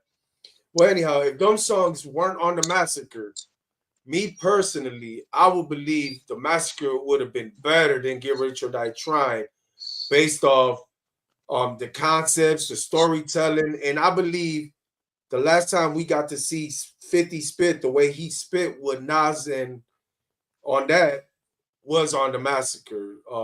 Baltimore Love Things, very underrated gem from 50. But yeah, 50, to be honest, ever since Curtis, 50 hasn't been spitting like that, man. I miss Wayne Squad Up shit. I was way up north. That's crazy. He was called. I don't know. I do remember Squad Up. I just don't think they did anything. I think once he turned that shit into Young Money, that's when he started making noise. What about you, bro? What's your thoughts on that, Orly? So what? About Squad Up. Do you remember Squad Up? I Like remember I remember Squad Up, but I don't remember them like that. the only one I remember is Gutter Gutter. He was part of that? I Yeah, he didn't was know part of that. that. Yeah. I'm gonna Okay. keep it shit being, bro. I feel like mixtapes back in the day were just albums. Labels didn't want to fully promote, but I think they might be non-existent dead nowadays because streaming is in the picture. Yeah. Well, Also, we just got a really decent mixtape not too long ago called "Might Delete Later" by J. Cole. and we got And Alligators what it Bites Never Heal. Alligator Bites by, and we got Freddie Gibbs. What was the Freddie Gibbs one called? The one he just dropped. Shit. The one that You only die once. you only die once by Freddie Gibbs. So I don't Yep. know. I think that depending on the artist, like mixtapes is still very much kind of effective. It's something I that kind you of anticipate, that you wait for, you get excited about. You know what I'm saying? It just hits you over the head out of nowhere, like, damn, bro, do you heard who dropped the mixtape? You know what I'm saying? That type of shit. actually too though mixtapes. The labels really didn't have what now they do. Now, cause of streaming, they do got their hands on the mixtapes. But back in the day, mixtapes were the escape from the label, or the mixtapes was let me like for instance, Teflon Don, Rick Ross, he had that BMF with Styles P. That was on the mixtape first. When they seen the success of it, then they threw it on that one project. I forgot what it was. I think it might have been Rich, some shit. I forgot. But yeah, and plus artists used to eat off the mixtapes. Like certain artists would sell their mixtapes to DJs, and that's how they used to get the marketing going on the streets. But Hmm. I, I the only way I see mixtapes change from now to back in the day is just the axis of it, because mixtapes used to be everywhere like bootlegs in the hood, and now it's just Hmm. like albums, like you said, they're like albums. You can find them on your streaming platforms and Yeah. shit. Yeah. Yeah. Show was dope. Keep them coming. Support don't cost a thing already. Love, bro. Son of all, we Appreciate appreciate you, you. And matter brother. of fact, son of all, when you I gonna want to join have. us? Matter of fact, Yeah, we got to get something going with Sunham. Like even if Sunham was telling me he got some going on. He got some music going on. So maybe could get you a little interview, talk about the project or whatever, or even some of the songs, or you know what I'm saying. Maybe preview one of the songs, a couple of the songs, however you want to do it. We could just inbox me or Nove, or inbox the Great Minds Think Alike page, and we could yeah, talk about bro. it some more on there, brother. I most definitely been in communication with him. He just released a song about a day ago. I got the opportunity to hear before he dropped it. I appreciate that, bro. Pretty For sure. fire. Where did Yep, he we sent all me a hear couple. He sent me a couple too. where did He we be all all hear speed. tapes from though? Well, technically, bro, all the mixtapes I listen, I download them from the Piff and Live mixtape, baby. That's Yeah, when it was and I used to already get up, cracking. and I used to get them from No. So Man, we used to. I promise you, we used to show up to the clubs hearing songs like 2 weeks before people heard it. Man, hell I miss yeah! the Like, day. look, hey, can we plug in? Can we plug in? The Yeah, DJ man. let But us yeah, plug in and start in clubs and shit. That shit funny. yeah, you ain't lying though. The mixtapes are being promoted or marketed like albums. Like Might Delete Later. Just a simple fact it was called Might Delete Later. I knew it was a mixtape, but it was marketed like an album. Alligators Right, Bites Never Heal, dope ass mixtape. I don't know why it wasn't an album. right, Streaming right. services changed the game. Before all these mixtapes, we talking about we heard on the Piss, Spinnerilla, or my mixtape. All those platforms are they are. They are.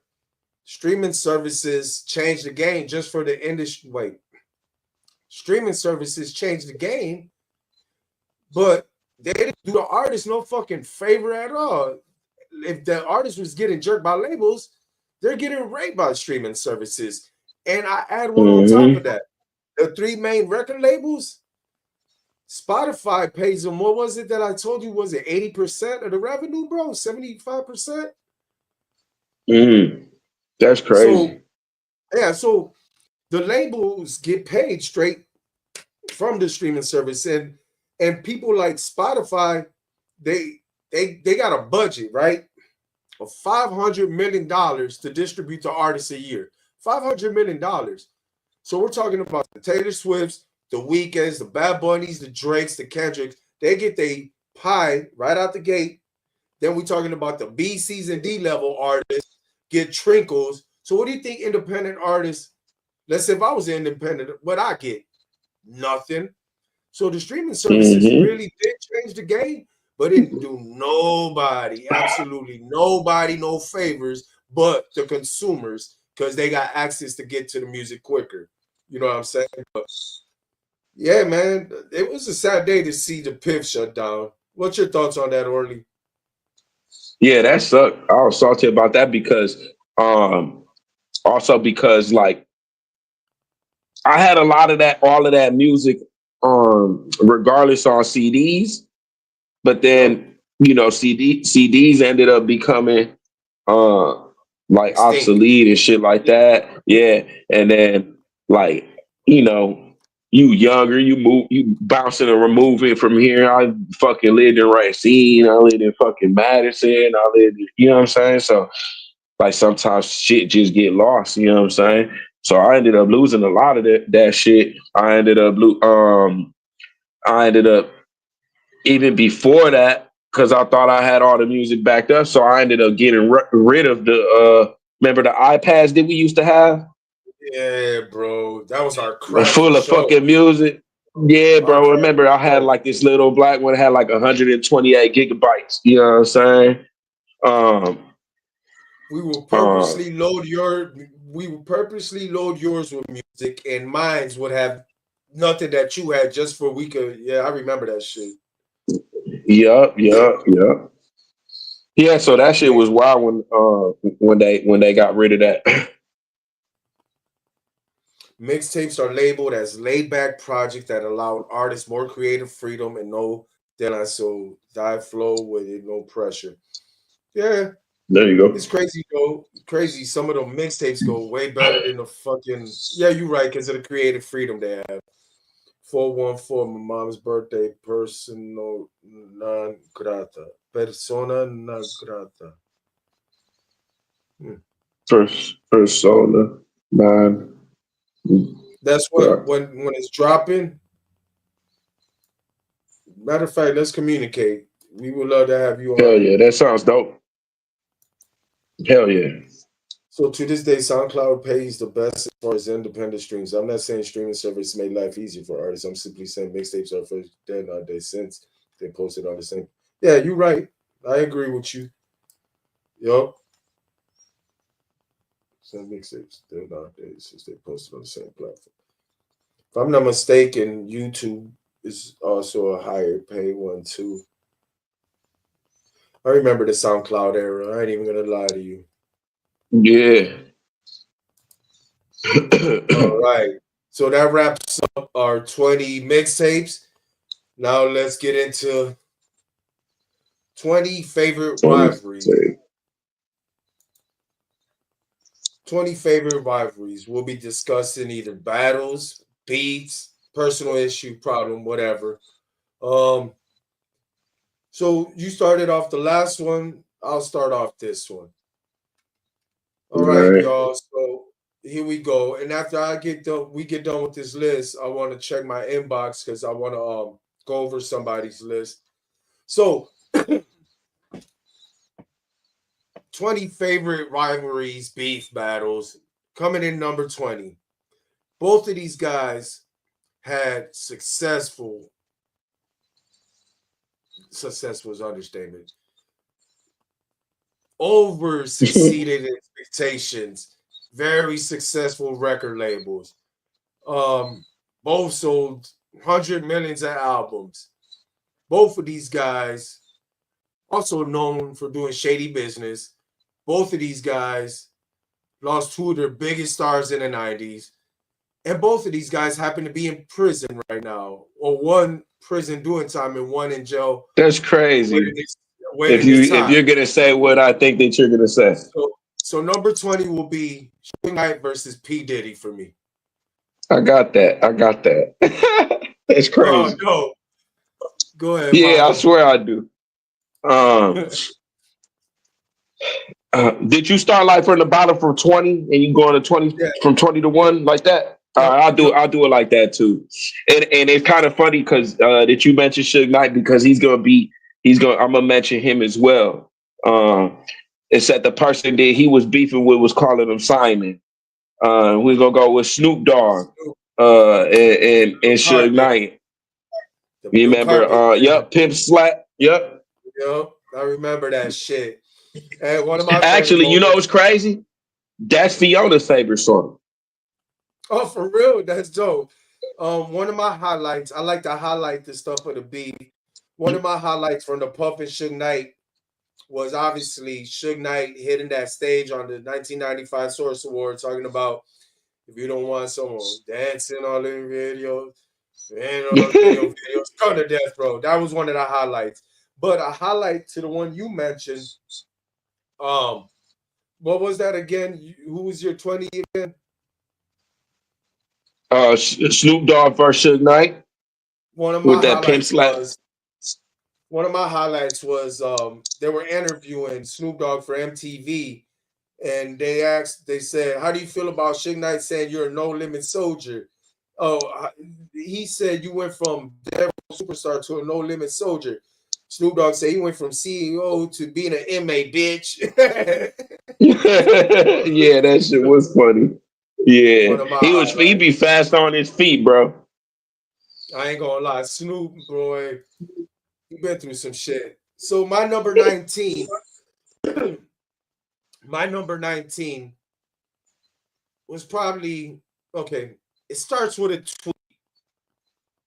You don't write your lyrics. Then all of a sudden he gets hit by Charged Up. Then he gets hit by Back to Back. Then he waits a few days and dropped a weak ass reply called I Want to Know.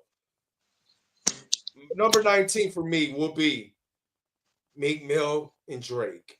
The highlight of this. Yeah, I got that one too. The highlight of this beef was, is that your tour or your girl's tour? Yeah, that shit was hilarious, bro. So yeah, he went in on that boy. Yeah, he fucking went ham. But it all started over a tweet, man. That's crazy. He should have just kept that tweet and dropped something. But go ahead, Mono. Tell me what's your number 7. What do you say? Trigger fingers turn to Twitter fingers. Man, he got Getting bodied off. by a Sega ninja. He went crazy. Yeah, he He did went what crazy, crazy. Number 19. This is a recent one, and I just put this one up because I thought it was fucking hilarious. When you get, like we just said, you getting bodied by a singer ninja. Chris Chris Brown Brown and and Quavo. Quavo, bro. Bro, Yeah, yeah. it was sad because I didn't expect Quavo to do no ether or nothing, but that just answered my question where it's like, was these guys really when it goes to the argument, know what you're arguing, what's bigger and what's best. Yeah, Quavo, I mean, Migos is bigger than the Locks, but no way, shape, or form they better. Could you imagine Cisco killing Jadakiss? I can't. Never. Yeah, that's let's check out crazy. let's check out some comments right quick before we go Times into have the changed looking at for real, bro. I can just imagine that shit. Cisco try to come at Jada. What's up, or Oh, shout Juice? out Juice. Love Juice. Appreciate you, bro. Diddy oil on deck. That's not a fucking album, bro. That's not a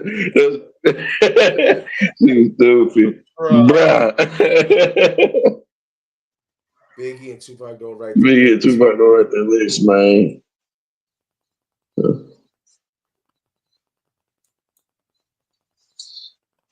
V What's Smalls, what it happening, V? do?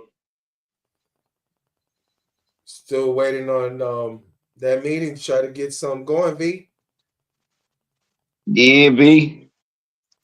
Thanks for tuning in, though. Appreciate For you. sure. Every Thursday, 7 p.m. The great minds think alike. So, number 18, my number 18 at first, I'm not gonna lie, it's not on here no more. It was Bone Thugs versus 666, but I think we told that story numerous times. And I swapped it out. I'm gonna go with NWA versus the Police.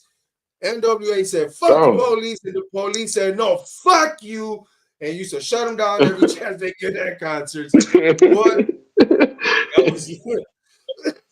That was the first fight. Well, really the second fight, because Uncle Luke had a fight against the government, but that was the first fight that was brought to a national attention of the government versus hip hop. And shout out NWA. Shout out NWA. They got that one. Go ahead, model. I'm gonna go with another.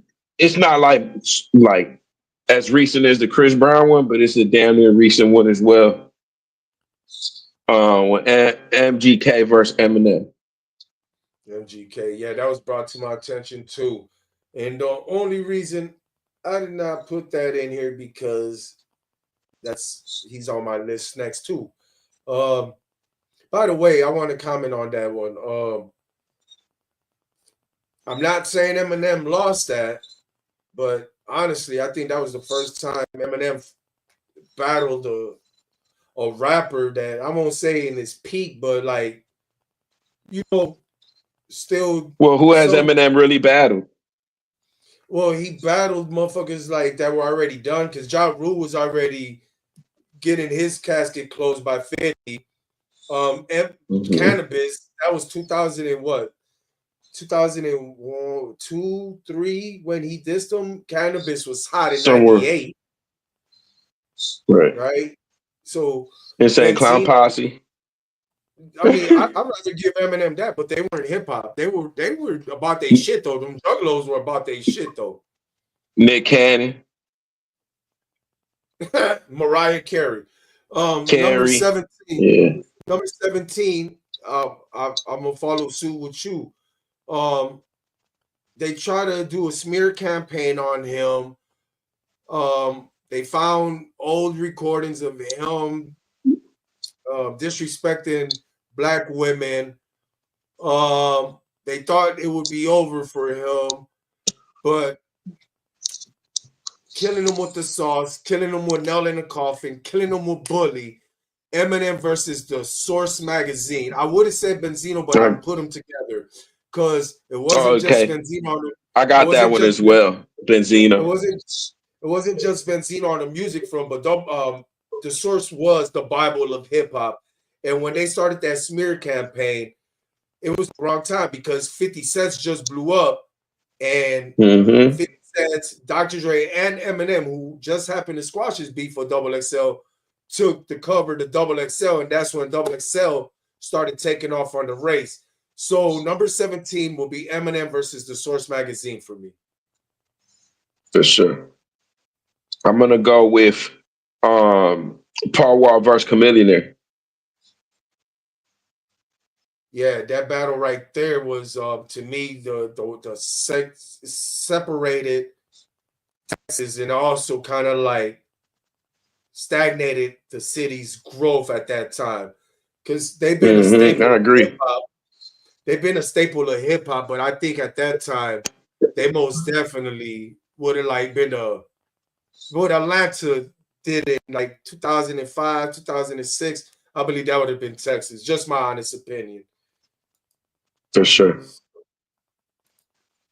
Then let's check some more comments and keep going, keep going. You skipped my previous comment, but it's all good. What comment? SoundCloud. Oh, wait. Okay. SoundCloud still hit. Destroy Lonely and Lord Tyler blew from the platform. TikTok helped, no doubt, but SoundCloud was their home base. Yeah, TikTok actually is the spot where people are finding success at the moment. Mm-hmm. Okay, I was about to say, bro, I thought I caught all of your comments. And Battle Battle Clarence. Clarence. And he killed himself. No, just like Mariah Carey, yeah. yeah, That she was the had Gucci hardest one on that because she came with a that was the shit. hardest one because she came with a whole fucking like a little a catchy ass little radio single and shit. Threw Gucci on it, like Pinocchio. Yeah. All right, Nick all right. Cannon. Or Nick Cannon. All right, so here we go. Number 16 for me. Um, so this was going down in actually it was going on at the same time hip hop's biggest battle at the time was going down. Jay-Z versus Nas, right? But to me, the best battle going on around that time, number 16, Beanie Siegel, Jadakiss. Beanie Siegel, put your hands Mm. up, Jadakiss, son of a kiss. Jadakiss goes out to Philly, Power 105, cuts into a freestyle dissing Beanie in his hometown. That's when the crowd realized, started booing him, throwing shit on stage. Beanie Siegel gets the call, he flies out to Philly, flies out to the venue and does a freestyle dissing Jadakiss. Number 16, B Siegel and Jadakiss for me. That's a dope one. I like that one. I'm gonna do T.I. versus Ludacris, even though it like was over before it began, but it still was what people would call a beef. That was actually shit because right after they dissed each other, didn't Shaka Zulu catch a beat down at an award show by T.I.'s crew? So yeah, I call that was beef. Number 15 for me. Jeezy with Stay Strapped, Gucci with the Truth, Pookie Low Mm-hmm. Death, all culminated with them doing the verses. Jeezy versus Gucci, man. Number 15 for me. Yep, I got that one as well. Um, Join versus Tory Lanez, bro. That broke my heart. That broke my heart. That broke my heart. Right, Yeah, dude was supposed to take off right after. He's like, fuck it, I could take this R&B guy out. right. Didn't work out that way, my boy. And I fuck with Joyner too. Um, so number 14, I sandwiched this up. It will be Lil Wayne versus Birdman and Young Thug. Obviously, Lil Wayne's displeasure with the pushback of Carter 5, always announcing he's Mm-hmm. off Cash Money, fuck Cash Money, I'm rock. Um, All of a sudden, Thug wants to do the Carter 6 before the Carter 5 even comes out. Lawsuits get involved. While leaving a venue in Atlanta, Lil Wayne's tour bus Tour bus. gets shot up, and later Yeah. on, it was discovered that Young Thug's road manager was behind that, Pee Wee. So That's yeah, crazy. that was ugly beef, like father like son. His father tried to take out his son, man. So number 14, Wayne Birdman, Wayne Birdman, and Young Thug make the list. Like father like That's son, pretty man. funny. I'm gonna do Drake verse Common. I like Interesting. that little beefy exchange. Yeah, that was interesting. I ain't gonna lie, that was one of the better ones for Drake. I don't know. I don't know if it was because I like to stay scheming or whatnot. You know what I mean? But Yeah, I like that. I think Common had shitted on Drake on that whole little shit. oh no, he He did a went whole in my diss song.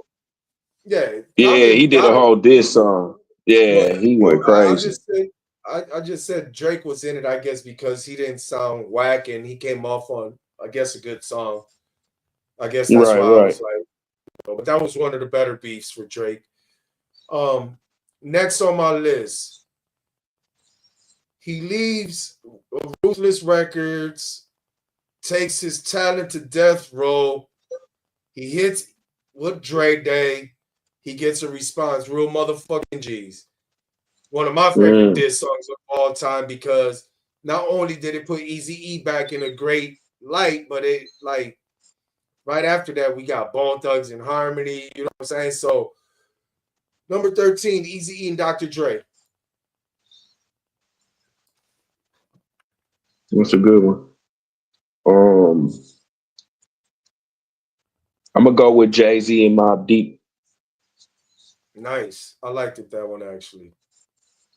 I liked it that one. Hmm. Next, next up for me, they used to be group bandmates, early '90s.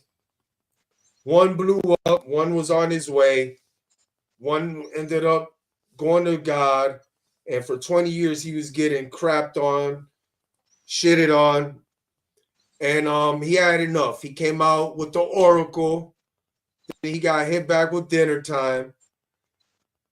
The beef eventually came to an end because he Mace made an appearance on $1 million worth of game, and they asked him a question. He said, "If there's one person I wish I could change things with, it was Cameron."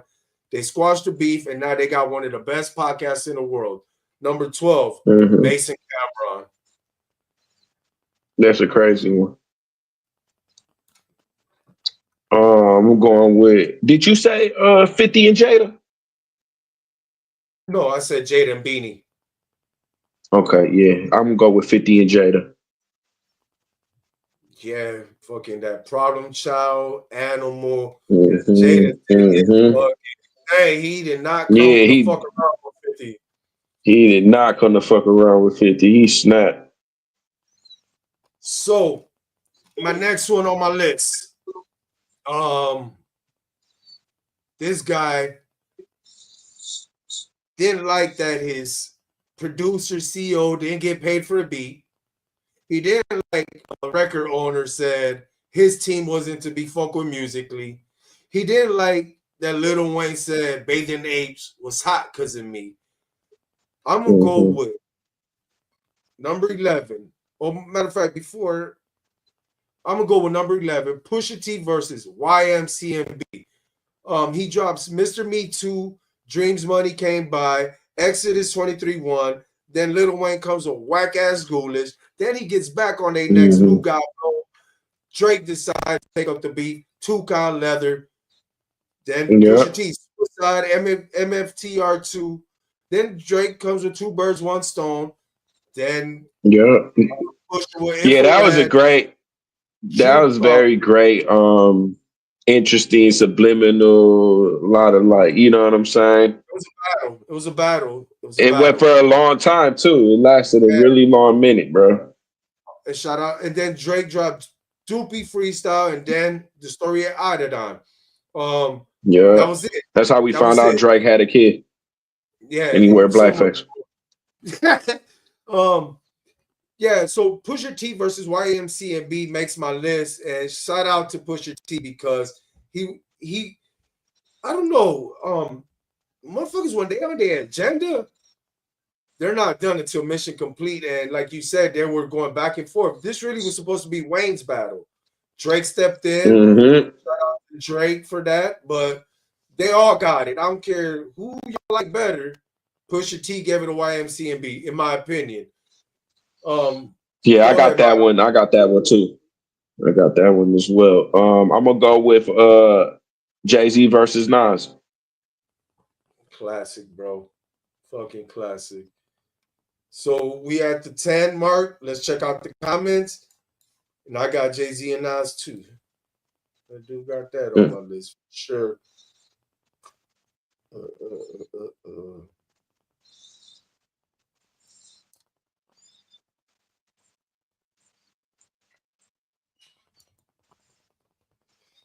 Put me on the stream one day. Y'all need a young nigga on here for the one time. For sure. Yeah. Yeah, either that or you could have your own little shit, bro. Whatever you wanted, your own little, you know what I'm saying? Hit the I'm most inbox, hit the Great Mind Think Alike inbox, and let's talk about it. um put me on the stream one day. Y'all need a young nigga. No, we most definitely will. Let me hear your thoughts. Which this was, I mean, not like us. Not like us. Family How Matters by Drake or Not Like Us. Yeah, you got to go with Not Like Us just because of the impact that it had. Plus, once you see everything that ended up transpiring after the fact, you see that shit he a cornball like what's his face yeah. was saying. Drake's Family Matters, the verse on Family Matters, the second verse was dope. I'm not gonna shit on it, but yo, you asked which disc was better. Family Matters aged horribly. Like everything on that song. Actually, I think Push Ups is my favorite song out of Drake out that disc. If he would have kept it on that in that lane, being funny instead of trying to big bro Kendrick, I think he could have did something. If you say not like us, y'all smoking dick. Nah, papi, aquí no se fuma bicho, papi. No, Yeah, no, no. not like us for sure over that. All right, let's keep going. So number 10 for me. So we had gangster rap before, but this was the first time we had gangsters rapping. It was a battle of Blood versus Crip. Yeah, MC8, DJ Quick. MC8 dropped Death Wish. Well, they dropped plenty, but I'm just gonna go to the what really was the main point. Death Wish 3 by MC8, DJ Quick, Dollars and Cents. The highlight of this beef was the 1995 Source Awards, legendary award show. Death Row was on stage, and every time somebody performed, they was released from a cell. So DJ Quick happens to get released from his cell, red rag wrapped around his fist, gets on stage and works his way to where DJ Quick is at the stand. DJ Quick is sitting and says, "This goes out to my fiance, MC8," and proceeds to rip into Dollars and Cents. That's the highlight of the beef. And one of the more, they both survived, they both squashed it, but that could have been more deadlier than what it was. But that's the yeah, first that's instance. crazy. That's the first instance you had gangsters rapping, not gangster rap. Right. Go ahead, Manuski. I'm gonna go with the Game versus G Unit. GU versus GU not. Right. Yeah, he started his own campaign and shit. Okay, so number 9 for me. This could be a trip. This could, you know what? This could be 3-on-3, man. I really got two. I was highlighting the females. Little Kim versus Foxy Brown, but it could be Little Kim and Mobb Deep versus Foxy Brown and CNN. Mobb Deep, Quiet Storm. Hey ho, here we go again. Then Foxy Brown responds on CNN's Bang Bang. CNN and Little Kim's crew get in a shootout outside of Hot 97. Little Kim would eventually do a year for her role in the incident. But number 9, Little Kim Fox. Yeah, that was crazy. Yeah. And shout out to them 2 females, legendary. They don't get their flowers. Yeah, for sure. Go ahead, Mano. I'm gonna go with Young Thug versus wife and Lucci. I forgot about that. That was fucking deadly too. Shout out to wife and Lucci. Could have got out sooner. All he had to do was snitch on his op. No. No. And they attempted his life while he was in jail. You know what I'm saying? So shout out wife and Lucci, not just for being a stand-up guy, but being a stand-up guy. Him and Boosie was at the courtside at the game, courtside. Yeah, Boosie, you know what, man? Boosie, I ain't gonna lie, man. I fuck with Boosie, but there's 2 instances. It's like he's starting to show a little bending on his stance. We'll get to that in a second. So number 8 for me, legendary.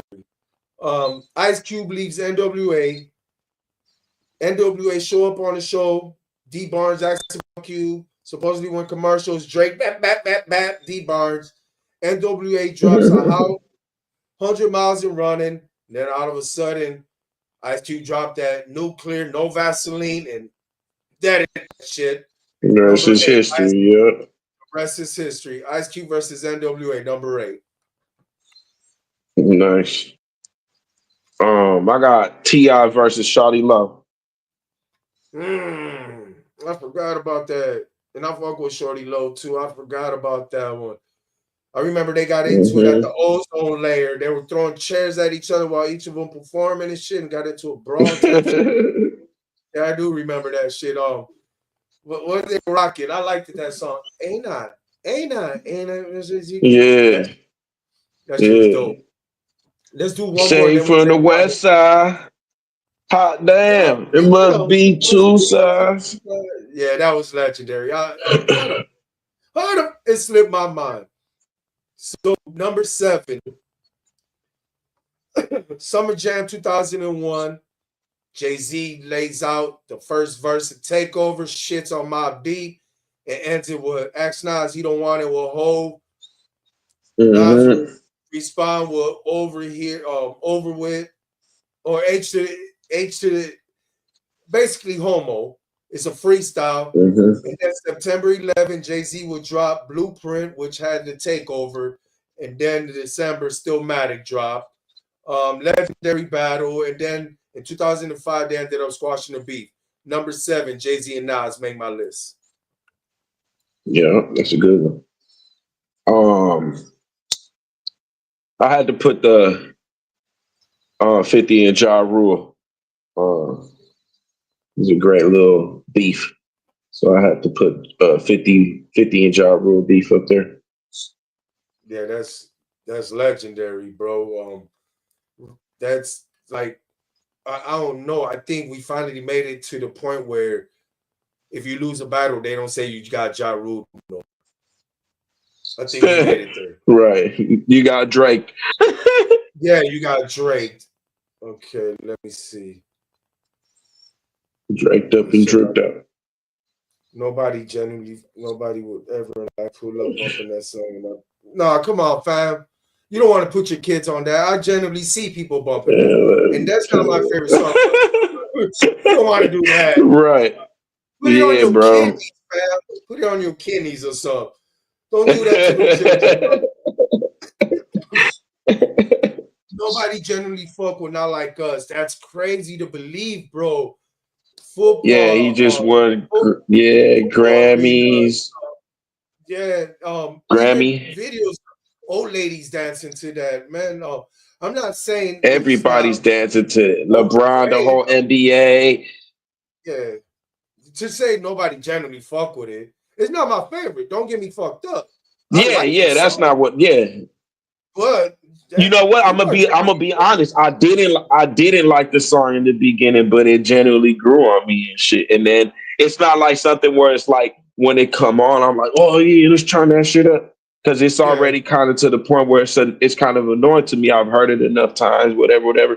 But like for the Super Bowl, that shit was dope. You know what I'm saying? It was a different vibe, I, whatever. I If agree I with seen him you. perform it live, I ain't gonna be mad and you know what I'm saying, walk out and you start performing it and shit. But You're right. I yeah, agree I with think that. that song is better only for the simple fact that everything right now is like it's like the way that the story is playing out in Kendrick's favor, bro. You know what I'm saying? He's doing more of the strategic chess moves and you know what I'm saying? Everything is just you know, I don't know how to explain it. I mean, I see Yeah. No, I it. agree with you. Like, But you know, yeah. I don't hate the song. I just heard it too many times for me to be like turn it on. But when I Right. see like he's about to perform it, of course, whatever that man does on stage from here on out, he got my attention, man. He earned that. People fuck with that because the masses do. AKA the me, the sheep in the herd. That song was essence. Yeah, I'm not gonna disagree with you on your opinion of it, but yeah, man, I don't Yeah. know. My kids rock But it that was just song. the same way. But why would My I? The thing that this is my argument. I'm gonna be the devil's advocate for a little bit. If that's your argument, the media, you know, sheep herd, blah blah blah blah blah. Wouldn't you make the same argument for how long was Drake dominating the game for? I think he's talking about, I guess, one song per se. But you're right.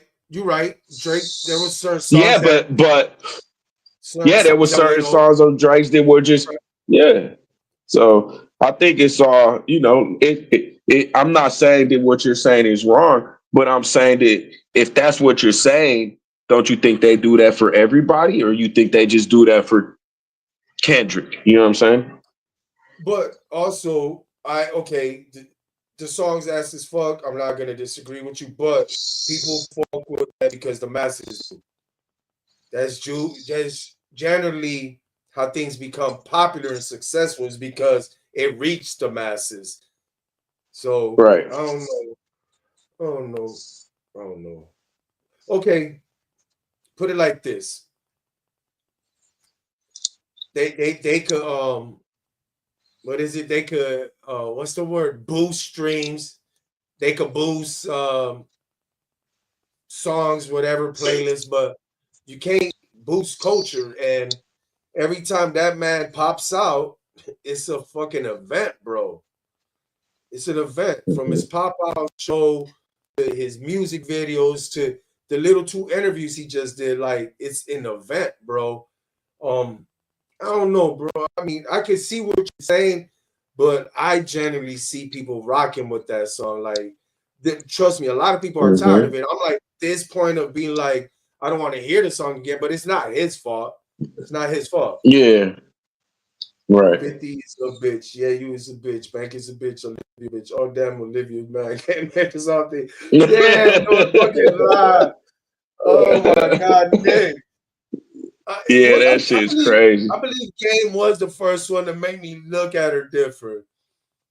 Yeah, bro. He did to Olivia Yeah, with for 50 sure. he did to Olivia with 50 try to do the Ashanti sideburns. Yeah. The NFL added the crowd background noise, but in real life the stadium was dead. Look up the Twitter and you see the whole stadium was dead when Kung Fu. Okay, but look though. All right, now here's my argument. I was waiting for someone to say this. Go look at that crowd, bro. Bro said it earlier. He knows the rules. He knows what the NFL is. Let's be real. The NFL is the most outdated sports. The NFL, I mean the NBA, is in tune with what goes on, society, this and that. Why do Mhm. you think the NFL got Jay-Z involved? Because after that fucking mess with Mhm. Colin Kaepernick, they had character control to do or damage control to do, right? Mhm. So if you Mhm. look at that crowd, Kenny performed at the Super Bowl on that stage, but he did not perform for the Super Bowl audience. Go look at that Mhm. audience. They're 50, 60. I'm about to be 50, fam. Don't get me fucked up, right?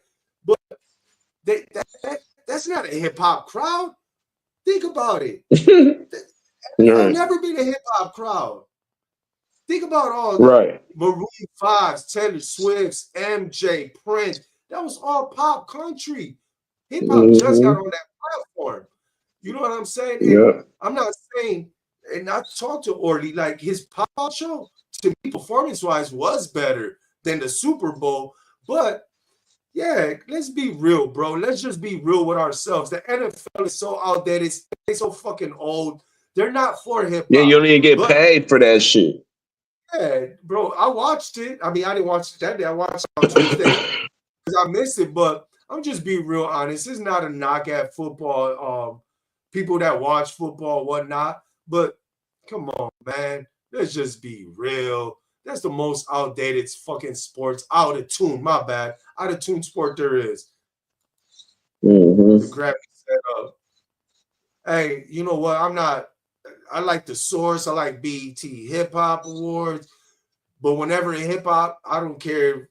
Whenever hip hop wins a Grammy, I salute it. But the Grammy's not for us either, bro. The Grammy's not for us Mm-hmm. either. And anytime someone for hip hop or rap able to get one of those, salute. A lot of great artists should have been one. Grammy stopped fucking with Drake when he said they don't mean shit. I said you. No, I seen it. And you know what? Drake wasn't wrong. There were so many great artists that got snubbed. Um, Nas, um, Killer Mike just finally got one when he should have been got one. So many great artists. It's forcibly playing in character system not genuine. It's forcibly playing. Okay, and you're talking. Okay. Drake been number one since the jump. Uh, Not really, bro. Because Check out his nobody first stood album. up to the plate. No, let's. I like that. I like that because I've been around and I've seen top dogs. Have they run? They reign.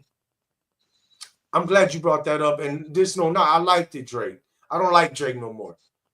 Drake is not hip hop. Drake is not rap. It's not even that he lost the battle with Kendrick Lamar. That's not the case. It's every action he took since then.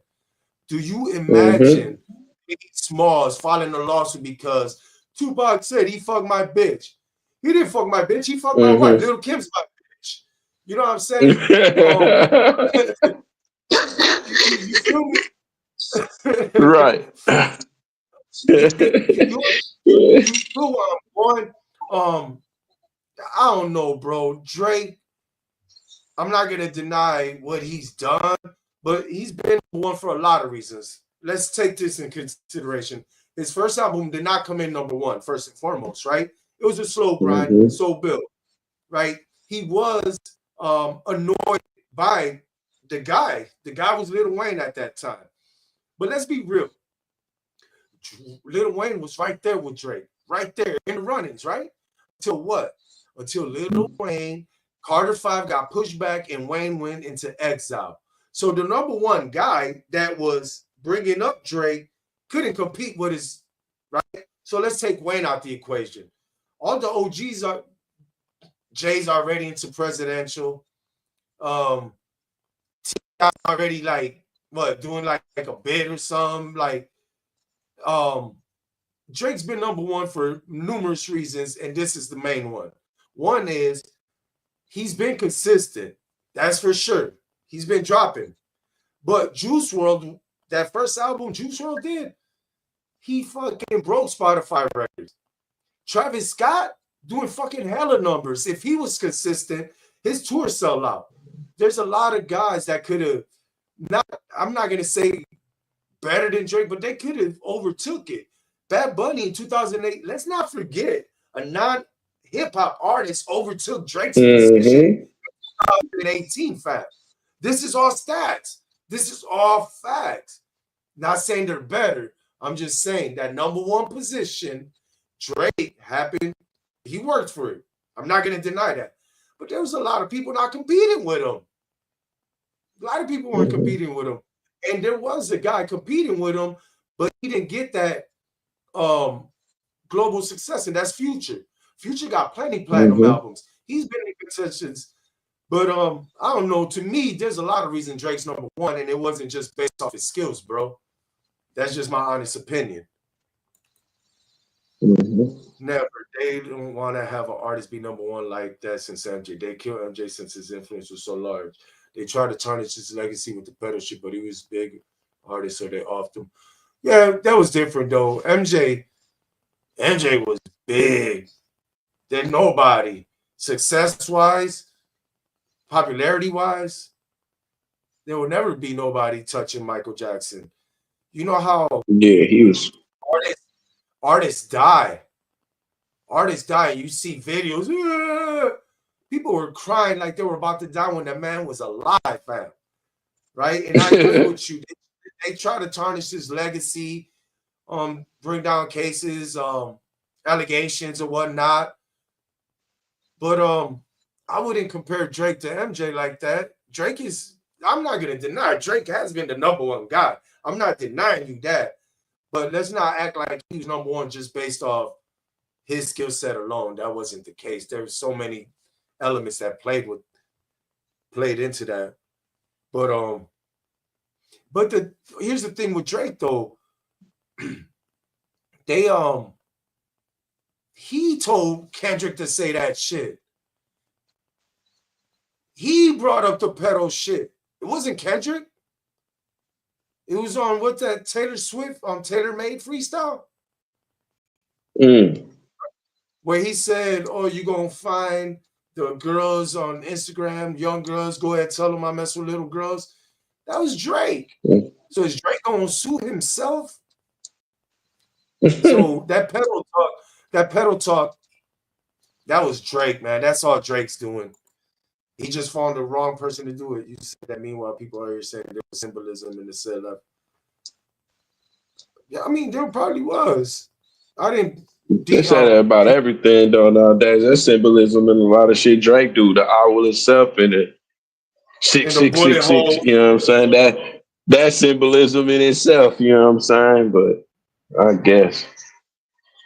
I mean, there probably was, because that guy always Nowadays there's symbolism and everything. I think a lot of the time it don't got to do with the artist himself. It got to do with the people that's putting that shit together. The artist is just going there to perform. You know what I'm saying? The artists don't go there and be like, all right, you guys are gonna choreograph this, and then when I do this, you guys are gonna go right here. We're all gonna do. You know what I'm saying? Somebody else comes up with that whole shit and tells them what they're gonna do. Actually, Kendrick has to learn that choreograph. You know what I'm saying? Yup. Right. Okay, I know what you mean there. Shit reaching like a big booty bitch trying to scratch his back. I never heard that. That's a good one. No, he didn't, bro. I looked that up right now. He did not file no lawsuit over no Tupac ring.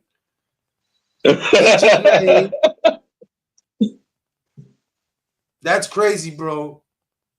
I'm starting to take it you don't like Kenny, and that's okay. We rather you take Kendrick. But we're not right. No, I'm just fucking with you, bro. I want you to keep posting because we love the engagement. That's because here is us in the biggest thing, but worldwide, Bad Bunny stomps Drake. Bad Bunny stomps any artist here in the U.S. Yeah, I mean, that's a conversation, he's from Puerto Rico. Yeah, we were talking about him like 3 weeks ago. In case you didn't catch it, we talked about his influence and impact, and him and Kanye. Yep, that was the show. What a fucking great mix. Oh shit, we got our first Twitch viewer, y'all. That's what's up. So new to us. We ain't even promote on Twitch. Portable stripper. Wait a minute, hold up.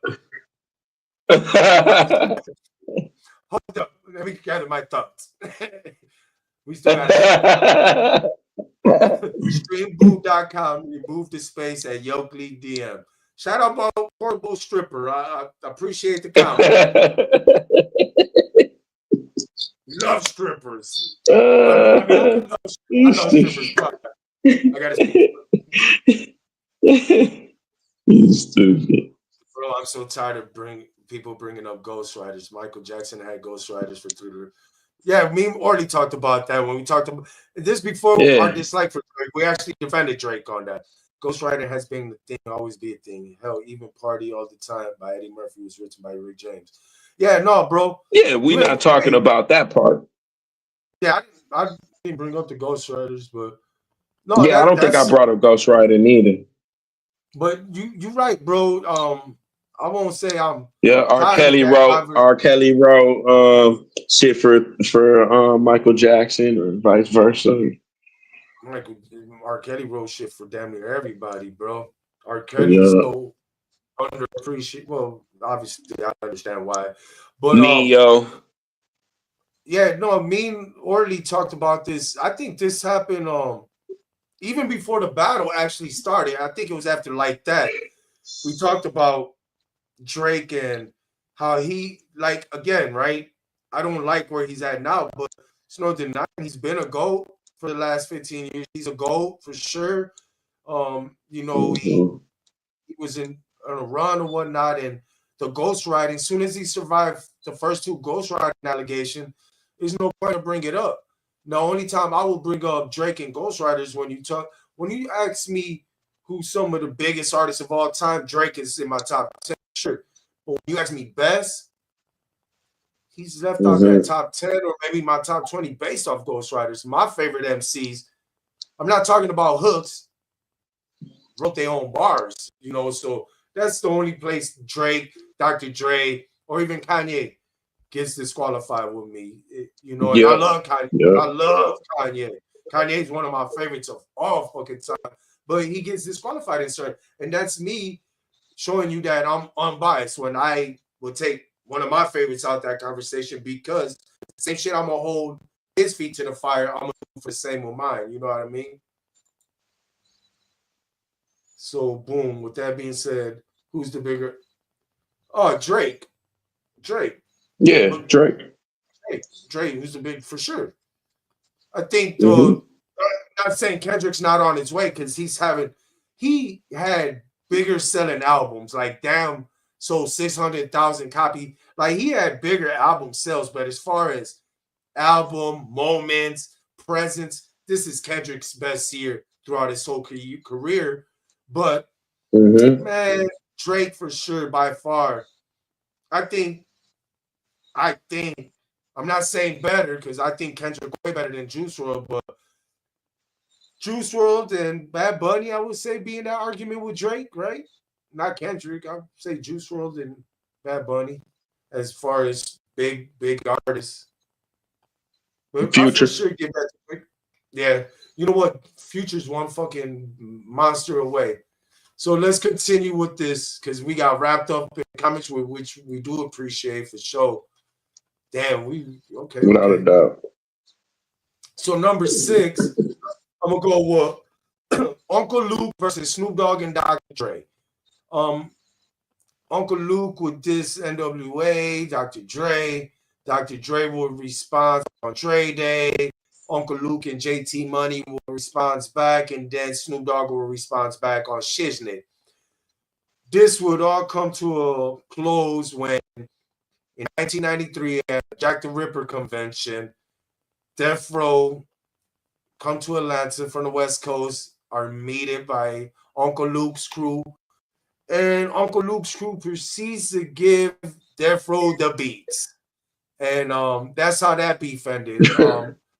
It was said that it started over the distance, but later on, Marquise, a member of Two Live Crew, said it really started from Luke hating on Dr. Dre from fucking one of the Two Live Crew dancers. So that's my number 6. A lot of people don't know about it, but yeah, Death Row. Yeah, that's crazy. I never knew that. Death Row got the beats by the Miami boys. But go ahead, brother. Shit, we was just talking about it. I got Drake versus Kendrick. That's the same here, bro. That's my next one. Drake and Kendrick as well. From the disses, we all already know what it is. The pop-out concert, the lawsuits, 5 Grammys, Super Bowl halftime show, GNX tour, except for Toronto. Drake is on the big Australian tour right now. Even though Drake took the L, they both making fucking hella money right now. So number 5 on my list was K Dot and Kendrick. I mean K Dot and Drake. Go ahead, Mano. What's next on yours? I got the last ones that I got left are the ones that you already named. So Gucci Man versus Jeezy. Okay. Then me, already okay, we already touched on that. My next one, not really talked about, but let's talk about it. When Rockefeller broke up, Dipset was taking numerous shots at The Rock. And they have the Rock Nation happened to sign a new artist, a Puerto Rican artist named, you might know him by True True Life. Life. True Life. Yeah. And you know, Dipset. That was Dipset. That was like Dipset's horror, like that horror. Here's Movie. the He was a horror boogeyman in movie. Dipset. He was a boogeyman to a Yeah. lot of people. I just had to pick this beef. But they run into Cameron, rough him up outside of a club, took his pinky ring. They run into Jim Jones, take his bird chain, and Yeah. then to add icing to the cake, True Life dropped his True York mixtape, and on it got Jim Jones. I got Jim Jones in a bikini, and Cameron in a pink dress. So number 4 will be True Life versus Dipset. I got Drake versus Pusha T. Classic, bro. You know, Drake took an L on that, but I gotta give Drake his props. He earned his stripes because really I would have just kept doing my thing. He was like, fuck that, I'm stepping in for Wheezy. Yeah, bro, you Hell wish it was yeah. me. And kind of regret that one. All right. Yeah, definitely. So in 1996, Russell Simmons had a Christmas party out in New York in a club. 2 major groups are in here. And Ghostface approaches Wishbone. Words are being exchanged, and Ghostface launches a bottle at Wishbone. Wishbone ducks, and one of the consequences, guys, get hit in the face. So brawl breaks out. They over there so Bone Thugs in New York, out of place, out of home. They're trying to make their way out this door. Biggie happened to be in that house. Biggie helped usher them out the door. But guess what? Out there's some more affiliates. Chris Lighty, his brother Dave Lighty managed to get Bone up out of there. When they get to a hotel, Fat Joe gets there and talks about Wu-Tang, want to know where y'all at, this and that. But I just thought it was legendary because in 1998, an award show happened. Wu-Tang, Bone, and Puff were being nominated. Bone Thugs and Harmony won the awards. RZA makes a comment talking about why they win. They're not hip-hop. They don't rap. On the intro of the Double Disc Triumph, he makes a mention of rapping ass ninjas, rapping singing ninjas. Obviously, Bone Thugs and Harmony does this at the time. So this is what I found interesting. There was a disc from Crazy Bone on Mo Thugs 2. I always thought it was that Juicy J. It says, motherfucker, you need to stop sampling that bullshit and get your beats. Stop. He said, talking all that shit, can't even get your speech right. Sampling all that bullshit, you need to get your beats right. I always thought he was talking about 3-6. RZA always did have a speech impediment, and he always used to sample. So it was pretty cool to find out that this was towards RZA. But number 3 will be Wu-Tang. Yeah, bro. Number 3 will be Wu-Tang versus Bone Thugs and Harmony. That's crazy. I got Drake versus Meek Mill. Classic, bro. That's where Drake was like, yeah, I'm not this rapper motherfucker y'all used to. That was classic. That hurted me, bro, because I was a big fan of Meek Mills. Yeah. It was his decline. Let's see. Kendrick got fire albums. I fuck with him heavy, don't get me wrong. I first heard of Kendrick when he dropped Rigor Mortis, but Kenny ain't touching Drizzy ever in life. Well, he did fuck him up in this battle. You admit that at least. Yeah,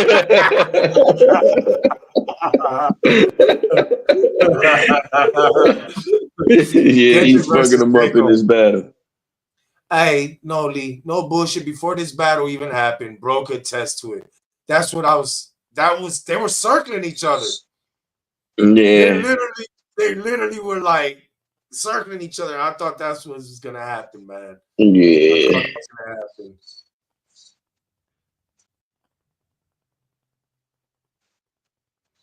No, Korean, he's not even a debate. Yeah. Okay, musically, yeah, that's still opinion, but Cole had his chance to step in that ring this year, so he could have ended that. Mm-hmm. So that is debatable. But as far as music go, yeah, that's still debate, man. You know, that's choice. I know I was Cole all day. I mean, man, Cole. Yeah, same here. That's the one, man. That's the one everybody was waiting. Don't Yeah. get me wrong. That's the one I was waiting on it. Not because I don't like Kendrick or I don't like Cole, but if you're talking a battle, that was evenly more matched to me. Yeah.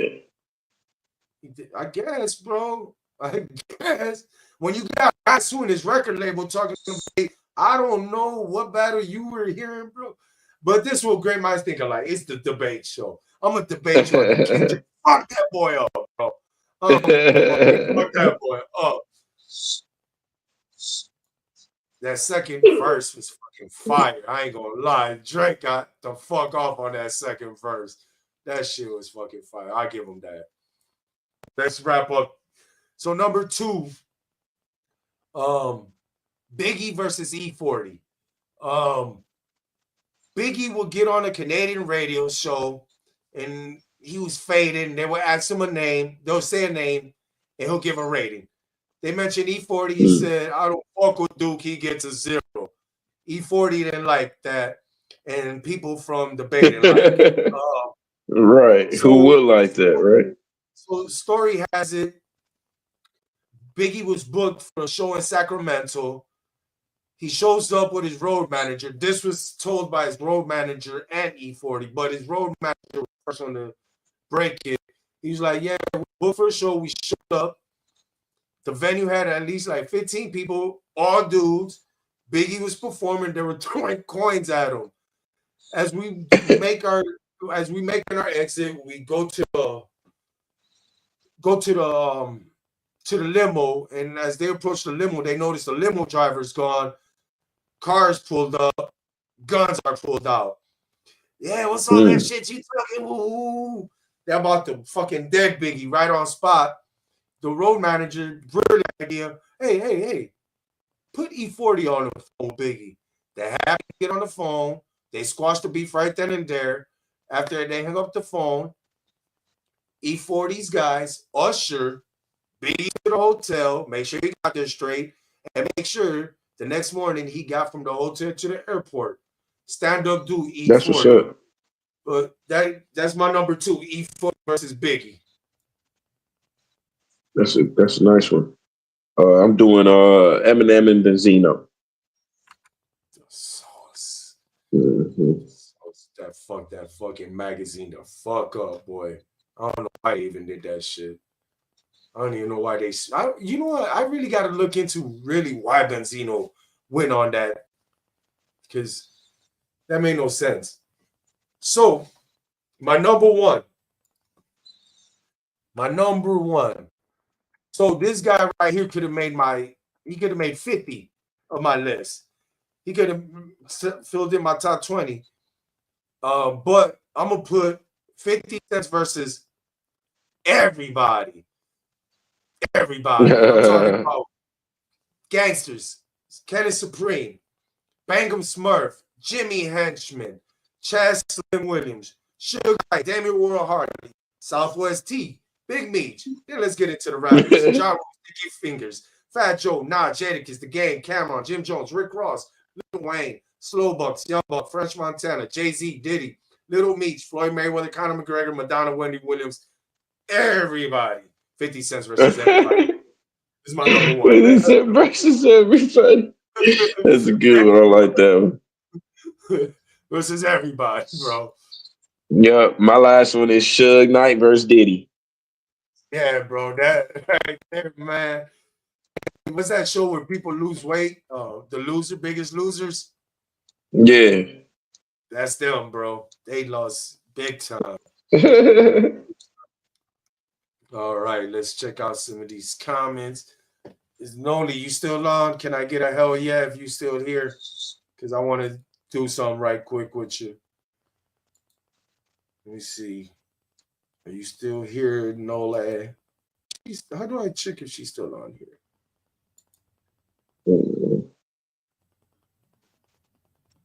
Live views.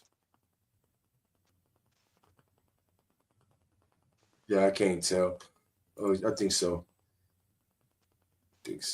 Okay, Noli. All right, so Noli, we were chopping it up a few days ago, and I brought up that me and Orly will be touching on this topic. So I would like to read off some of yours. She asked a few people, and this they brought up. They brought up KRS versus Nelly. I told her we don't discuss that. Ice Cube versus Cypress Hill, classic. Yeah, that was a good one. Rex and Effects versus Q-Tip. I did not know that. I'm gonna look into that beef. I was never a big fan of Rex and Effects, but I was a Q-Tip in the Tribe Called Quest. Hammer versus Jay-Z. Interesting. Yeah, MC Hammer. Yeah, that must have been Yeah, I that heard line. of that. I think it was when he said I ain't blowing 40 million or 30 mil like Hammer or some shit, right? Yeah. And then Jadakiss versus Beanie Seagulls. LL Cool versus Cannabis. That was dope. That was dope. Soldier Boy versus Ice-T. I think that might have been the first. I forgot about that shit. I think that might have been the first beef between the generations, when it showed the generational gap. Lil Wayne versus Young Thug. XXX versus Drake. And DJ versus Everlast. Solid list. And then she brought up Ice-T versus the Police and NWA versus the Police. I appreciate you. Yeah, for sure. Appreciate you forwarding that list. And next week, topics. We remember Pop Smoke. And we discussed Migos. I'm not gonna sit here and say the Migos is the best trio because that's reserved for the locks to me. But are they the biggest? The argument could be made. Are they the last? Are they the last of the great trios? It looks like it. I haven't seen a trio since that made any noise or come close. So join us next week for them topics, man. Go ahead, Orly. What you thought about today's episode, bro? As far as the mixtapes and the battles. Shit, I liked it and shit, bro. Everybody that tuned in, all the engagement, comments, all that shit. That always makes the show feel like it's fly by quicker and makes it more entertaining. You know what I'm saying? On both ends, on our end as well. You know? So appreciate y'all. Yeah, no fucking doubt. Again, we got 10 people tuned in. We got 9 likes. 9 reactions. We appreciate the reactions. Again, it don't cost y'all nothing to give us a like. Doesn't cost a buck to support us. The likes will get us in the algorithm. We appreciate all the comments that we do have and all the likes we do have and all the subscribers. If you have, we appreciate you. If you haven't, please take the time to comment GMTA, comment you fuck with us, comment you don't fuck with us, comment that you didn't like a topic.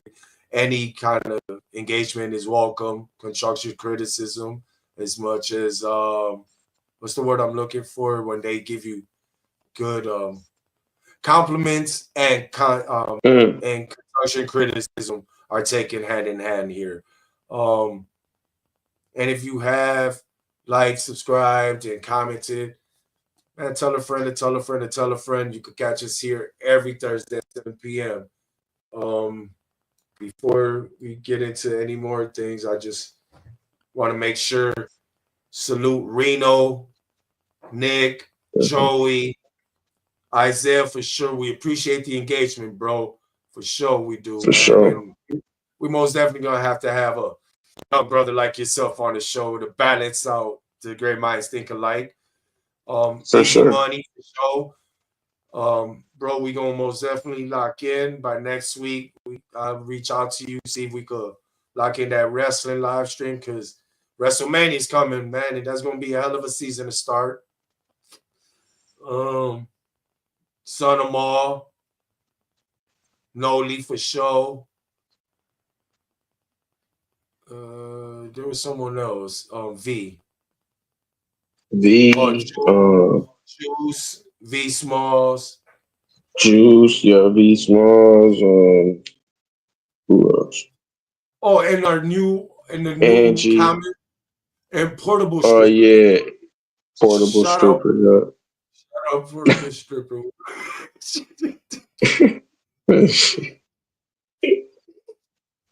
It's stupid. Give me a sign. Tell me you giving me a sign.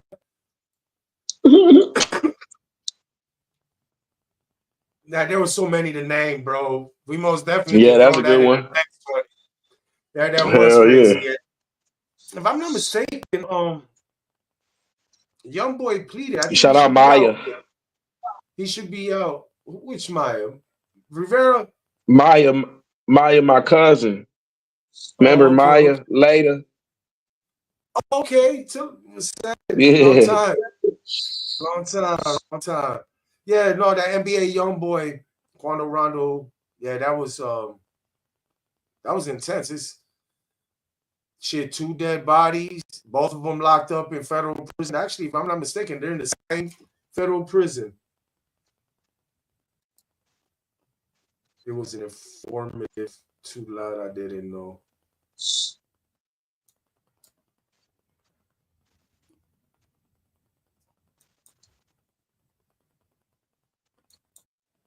Love, bro.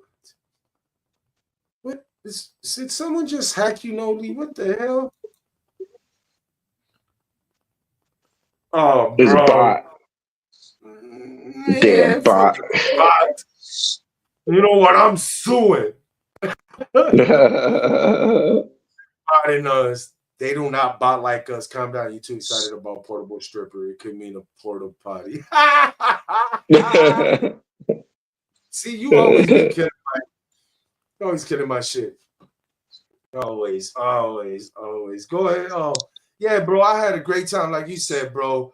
Doing these lists is always fun because you dig in a vault and then going back and forth with you and being surprised some of us line up and then some of us, like, I forgot about some. It was pretty dope. It was a dope episode and the engagement was phenomenal, man. Without a doubt. Yeah, I already said everything I had to say, man. It was a great show. Again, bro, this couldn't be done without you, my brother. This is fun as fuck. The people that engage with us, y'all make this shit more fun than what it is. And that wraps up this episode. Appreciate you all, bro. If you like, take us on. If you got some shout out everybody. Yeah, no, shout out everybody we shouted out. Appreciate y'all for tuning in. Catch us next Thursday, 7 p.m. Every Thursday, 7 p.m. We're gonna be talking about Pop Smoke, the Migos. Yeah, we'll be here. So we'll see y'all next Thursday, 7 p.m. Orally. That's Nove. This is Great Minds Think Alike. Peace. Next week, me too. Woo!